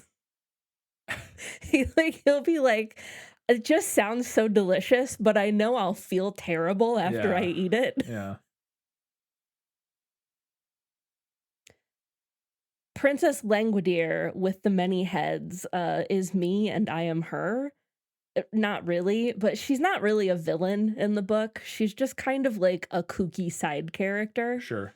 But when so she's in the land of Ev because the whole royal family has been turned into ornaments. Mm-hmm. And she was like the king's niece or something like that. So she comes as like a stand-in to rule, but she doesn't like it because it's too much responsibility. She's the steward. Yes. So when Ozma shows up and she's like, here's what we're going to do. We're going to go to the Gnome King's mountain and we're going to free the royal family. Ozma is like... You mean Langwidere? Or yeah, Langwidere is like, oh, I don't know. That sounds like a lot of work. So I'm going to stay home, but I wish you every success in your endeavor. Yeah. And I was like, same girl. Same.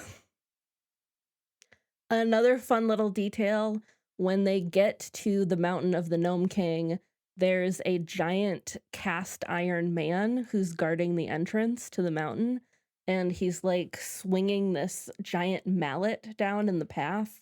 So they have to run under his giant mallet one by one to get into the mountain. A little obstacle course. And I already mentioned this, but the fact that it's Belina who frees everyone and saves the day, I think is just chef's kiss.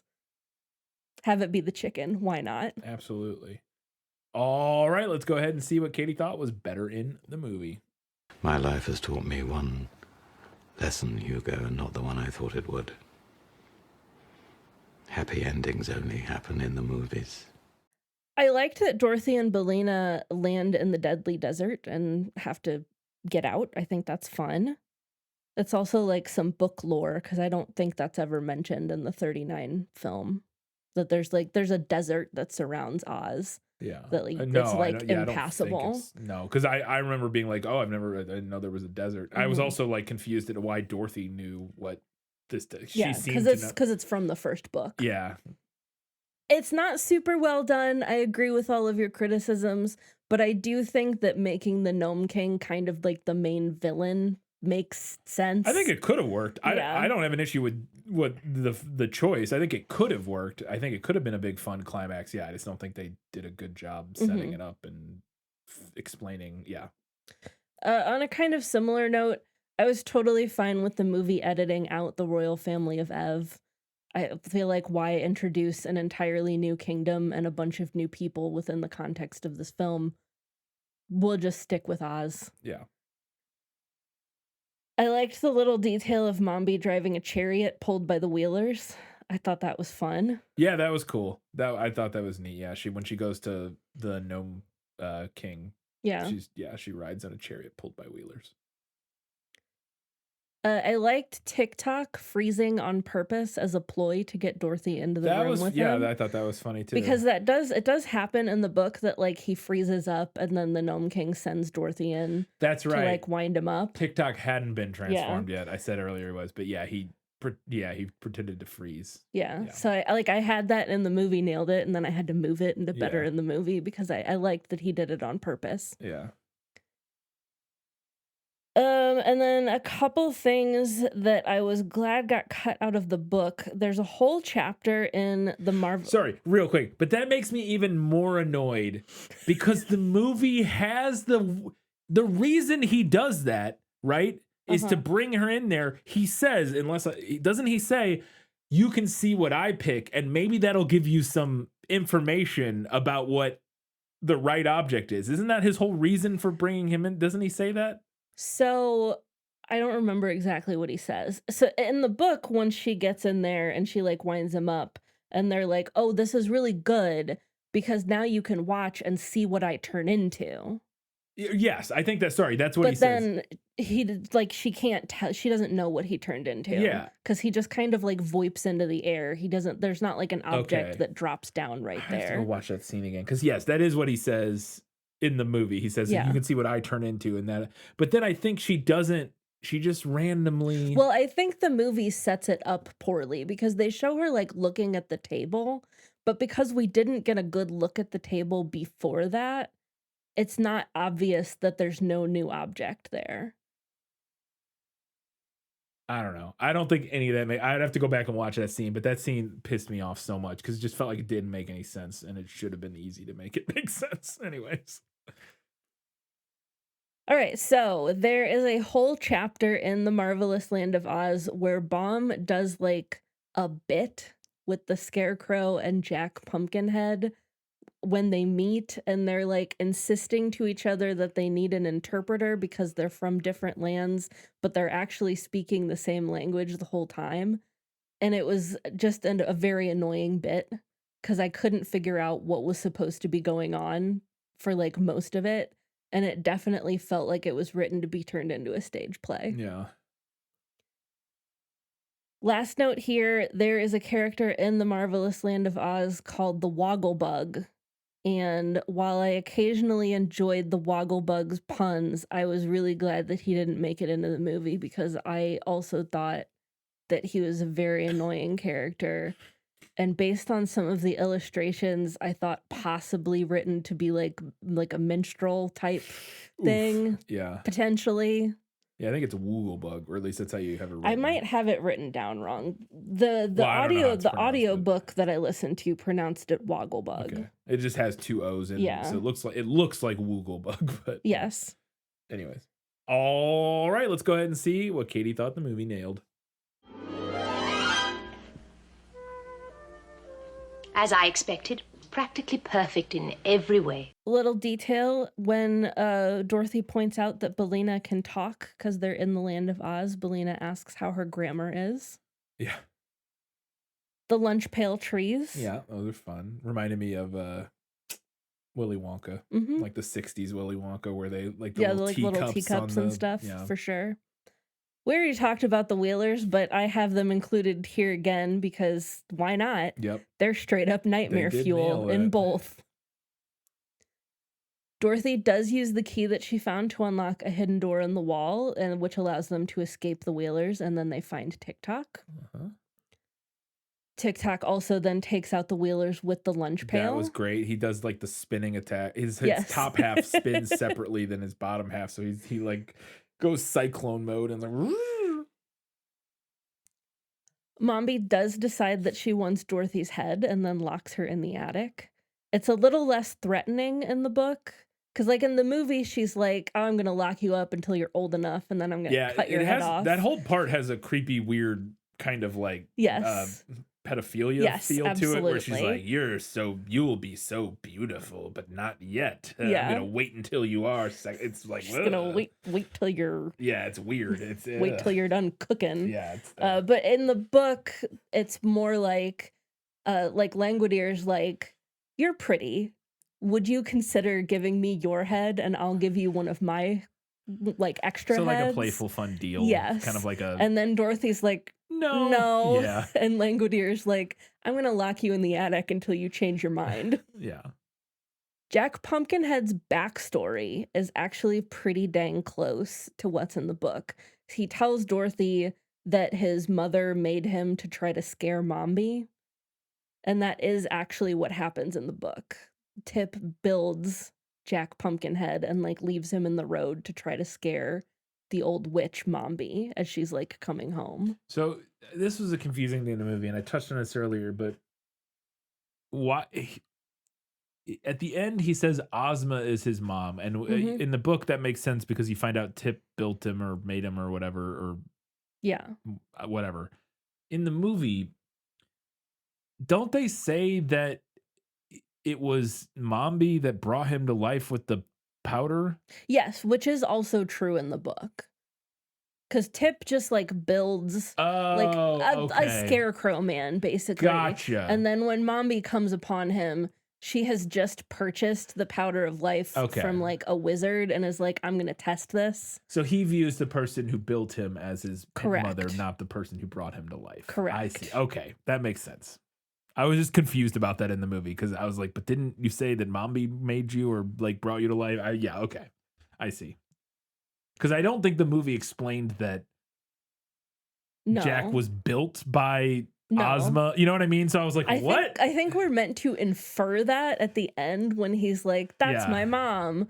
But there's no... There must have been a line. There might have been a line early when she first discovers him because they are in the Emerald City. So like that would have been maybe like Ozma's room or something they were Yeah. in. So maybe I that was think- the implication. So I think what we're supposed to get from that is that like perhaps when shit was going sideways, Ozma built him to try to scare Mombi like away from Right. capturing her, and then that did not work. Yes. And then she got captured and then Mombi brought Yeah. him to life with the powder. Yeah.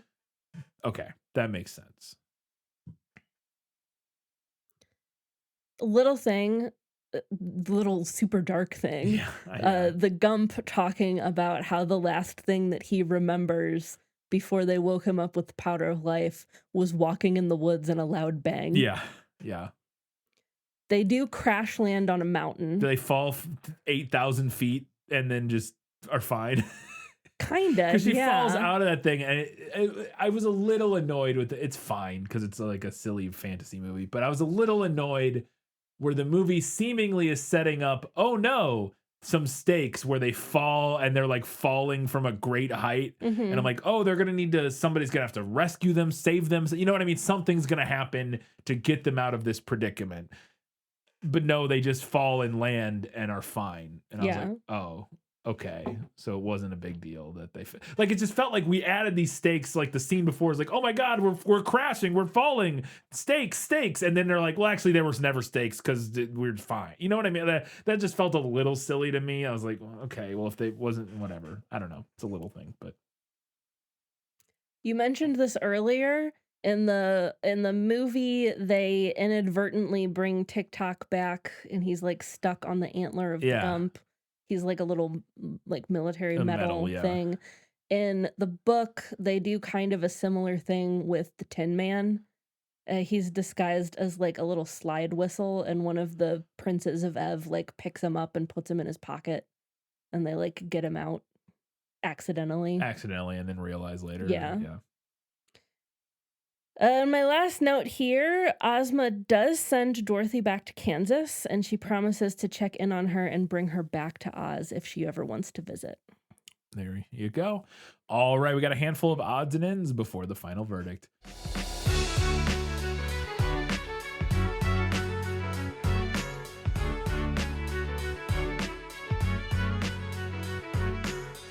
I love the opening shot of this movie was super cool. We get this awesome pullback that seems to be pulling back like through. It's like looking at the night sky. It's like all these stars, and it looks like it's pulling back through a window.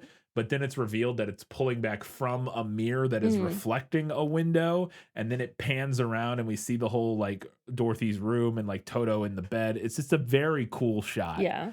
To open your movie with. I think this movie wanted mirrors to be more of a like motif and thematic, there are a lot of mirrors, through line than it actually ended up being. I completely agree because it does not feel like it really goes anywhere or means much, but there are quite a few like mirror things, especially early in the movie. Yeah. We talked about in the prequel that the Kansas scenes were filmed like somewhere in England. Southwest England, near Stonehenge, apparently. And I didn't really think it looked like Kansas. No. It looked better than I thought. It did look better than I thought. But friends, listeners, if you've never been to Kansas, I cannot stress enough how flat it is. Whatever you're picturing in your head right now, make it flatter. Yeah. That's Kansas. Yeah. It's for real. The beginning of this movie is so bleak. Yeah. Which we really like. It really leans into exploring the idea of what happens when kids who go on fantastical adventures come back to the real world, which is compelling. It's compelling, cool. and it's something that I really appreciate. I don't know that this movie really like served out everything it was wanting to, perhaps. Yeah. But I like the idea of that. Yeah, I thought that was super cool. And just the whole beginning is incredibly creepy. And even without like anything explicitly creepy happening necessarily, like I guess a lot of the stuff is creepy, but like the movie isn't like explicitly trying to be scary necessarily, but like the nature of like the overall feel of the sanitarium that she ends up in and just the way it's kind of shot. There's this one shot in particular, which I think is trying to be creepy, that I thought was incredibly creepy and was like something directly out of a horror movie, where in the middle of the night, that one time Dorothy like opens the door of her room and like looks out, and like we get a shot down that long hall, and she opens the door and it cuts and we get that long hall, and you just get the quickest glimpse of the nurse like disappearing around the corner. Yeah. And it's almost like seeing a ghost or so. There's a lot of those kind of things where it's like yeah, it's just incredibly like creepy atmosphere for the whole like first hour, and everything's so even in Kansas, everything's all drab and gray, Mhm. which I think was their version of the black and white to Technicolor, Yes. kind of. But even then, Oz still ends up being pretty drab and gray, which is like because when she Right, gets it's there, thematically yes, appropriate. because it's like in everybody's turned into stone and the everything's in ruins, so it makes Mhm. sense that it's not super bright and colorful until the very end with the big parade and everything. But even then, it's still not Technicolor. So but yeah, yeah. I thought the overall like the creepiness at the beginning, while maybe not perfect for children, was a fun and Yeah. interesting start to It's the movie. It's compelling. compelling, yeah. Although correct me if I'm wrong about electroshock therapy. Would the pads not go on her temples? That's normally how it's shown. Yeah, they tell her to put it on her ears, Yeah, which they look like like headphones. But headphones. I would think normally it would. Maybe that's why his electroshock therapy is like really not working. Yeah, I don't know because I thought the same thing. I'm like, I'm pretty sure it goes under. Who knows? Yeah. Yeah. The point is, to be fair, like you said, he's a quack. Like he doesn't Yes. know what he's doing, so it doesn't really matter if it's correct or not. Because even the correct version was still bad. So Yes. yeah. We talked about in the prequel that they had a bunch of different chickens that to do different things, but they also had chicken puppet like Mhm. animatronic, and people on set were talking about how they were like sometimes couldn't tell whether it was the real chicken or like a puppet. And after seeing the puppet chicken, I can believe it because it's a pretty This is a convincing. pretty good chicken puppet. Like it's pretty good. Like the way it moves and the way it's the feathers in it, like it Mhm. looks like a real chicken. It's pretty, which makes sense because chickens kind of move robotically Yes, they anyways. do. They have Yeah. that kind of weird robotic. They have the self-stabilizing head things that birds have, and like they move in a way that is kind of A little bit robotic. alien Yeah, looking. and so it totally works. It makes sense that you could do a chicken puppet and make it feel very real. Another thing I thought was funny is when she first gets to Oz and you get that big shot of the desert and her like looking out at the desert and it's like the Mhm. back of her head. You could tell they're actually using green screen because this is like early in the days of like digital compositing and stuff like that, or maybe not digital compositing, but like using green screens and compositing and stuff like that. And you can tell they're using a green screen because she has the green spill, the classic green spill around her Yeah. from a chroma key. Whereas modern movies and most, I say modern, I don't know when the change happened, but and I don't even know the exact reasons, but a lot of primarily films use blue screen Mhm. these days, and I think since like the 90s maybe. I don't know how long that's been a thing. Um just I think partially because of that specifically is that it's a lot less noticeable as like it's a lot easier to clean up and make less noticeable on people and stuff like that, whereas the green is a Yeah, lot. you kind Yeah, of get that glow. yeah, that green glow on around the edge, which I thought was funny. When she gets to Oz, there's this scene where they find the destroyed yellow brick road, Yeah. and she goes taking off, Yeah, sprinting she's booking it on top of this destroyed cobblestone road, where all of the rocks and bricks are like all like everywhere. everywhere, and she's sprinting at like full speed down this, and I was astonished that she was able to do that and not like break both of her ankles Yeah. immediately. I was like blown away. I was like, how is she that was maybe the most impressive thing in the whole movie to me. Like I was imagining just walking on that, like my Oh, yeah. ankles like snapping Yes. both of my ankles in half, and she is running at full speed. I was like, wow. Even more impressive because she's also wearing terrible shoes Yes. for any kind of running. I legitimately like was as blown away by that as I was by TikTok and how he worked. I was like, how did they do this? Maybe they have her on cables. She looks like she's just running. I know she's just running on it, but I was incredibly like worried that she was going to snap her ankle in half. I thought the effect of the wheelers turning into sand was pretty good. Like when they fall into the desert yeah, and then turn they're like, into "Brr." Yeah, yeah. that was cool. Yeah, they made like a sandcastle of them and then Mhm. like broke it, which was fun. And then one of maybe my last note here is maybe one of my least favorite things about the movie, other than the messy third act and like kind of just incoherent plot at times, was the design of the Scarecrow. When the Mhm. Scarecrow does show up, which because I actually thought the Cowardly Lion looked cool. I thought the Mhm. Cowardly Lion was fun when we see him at the end as the lion. The Tin Man was but he's not in it much and it's whatever. But the Scarecrow, he's in it more than the rest of them. And the design of his makeup, I thought was just so silly looking, like this big static smile. Like his mouth moves a little bit, but the rest of it is just baked in. And it just looks so goofy. And I just wasn't a big fan of it. So I have a couple thoughts here. I actually kind of love that the designs of the Scarecrow, Tin Man, and Cowardly Lion are just lifted straight from the book illustrations. Pretty much all the character designs are, Yeah. honestly. But I do agree with you that I think the Scarecrow doesn't translate all that well. I liked the other two. I just did not like the Scarecrow. But to be perfectly fair, he is lore accurate. It's mentioned several times across both books that he can't change his expression because Oh. it's painted on. Okay, fair enough.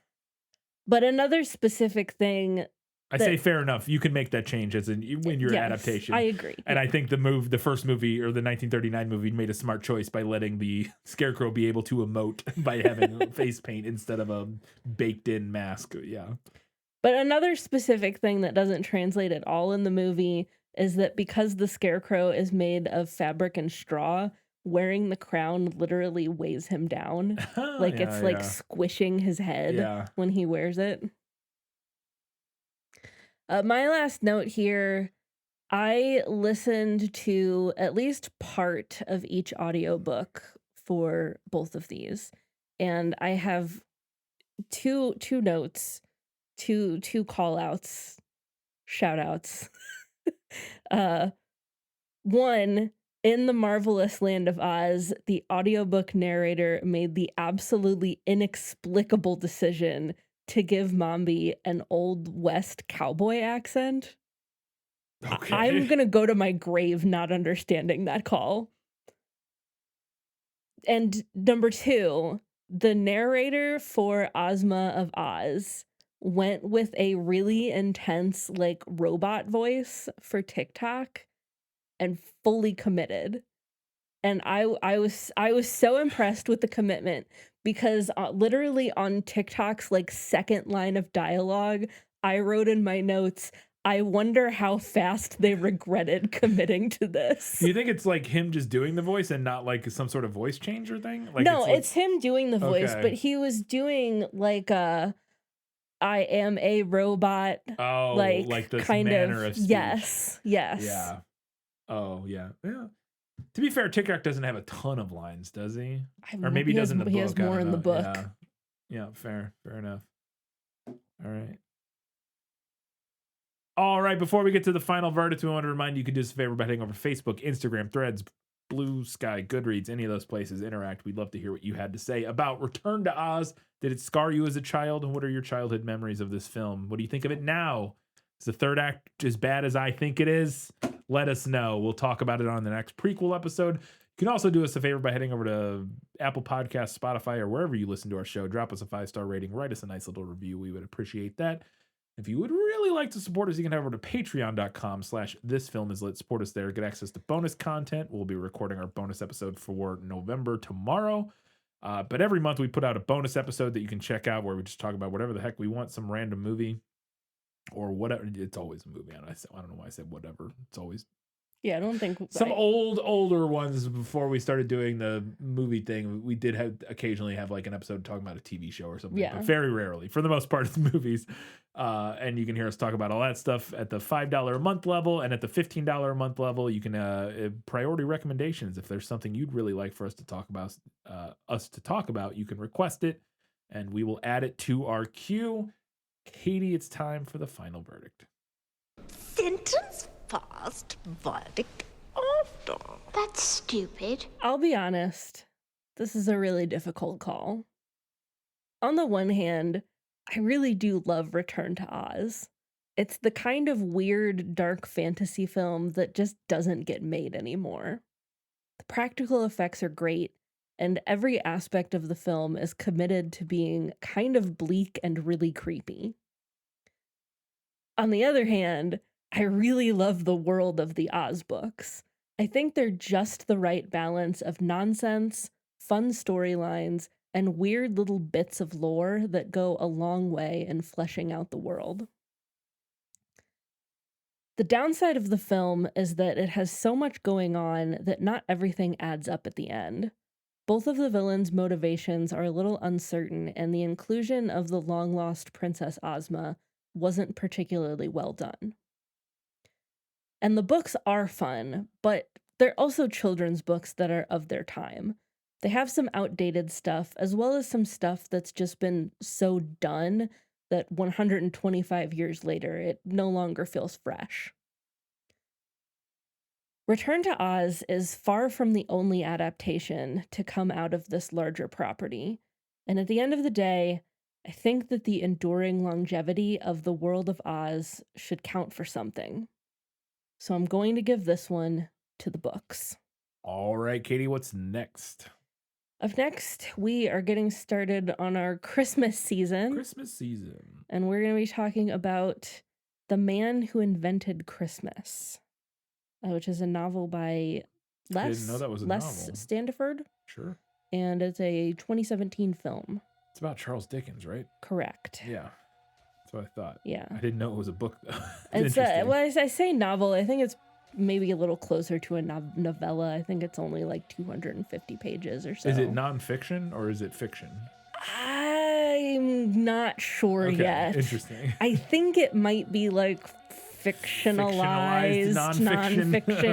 Okay. Yeah. Okay. Is kind of the vibe Like a that I've gotten. fictionalized biography or something? Yeah, like but that? I haven't done any research on it yet, Okay. so I'm not 100% All right, sure fair yet. enough.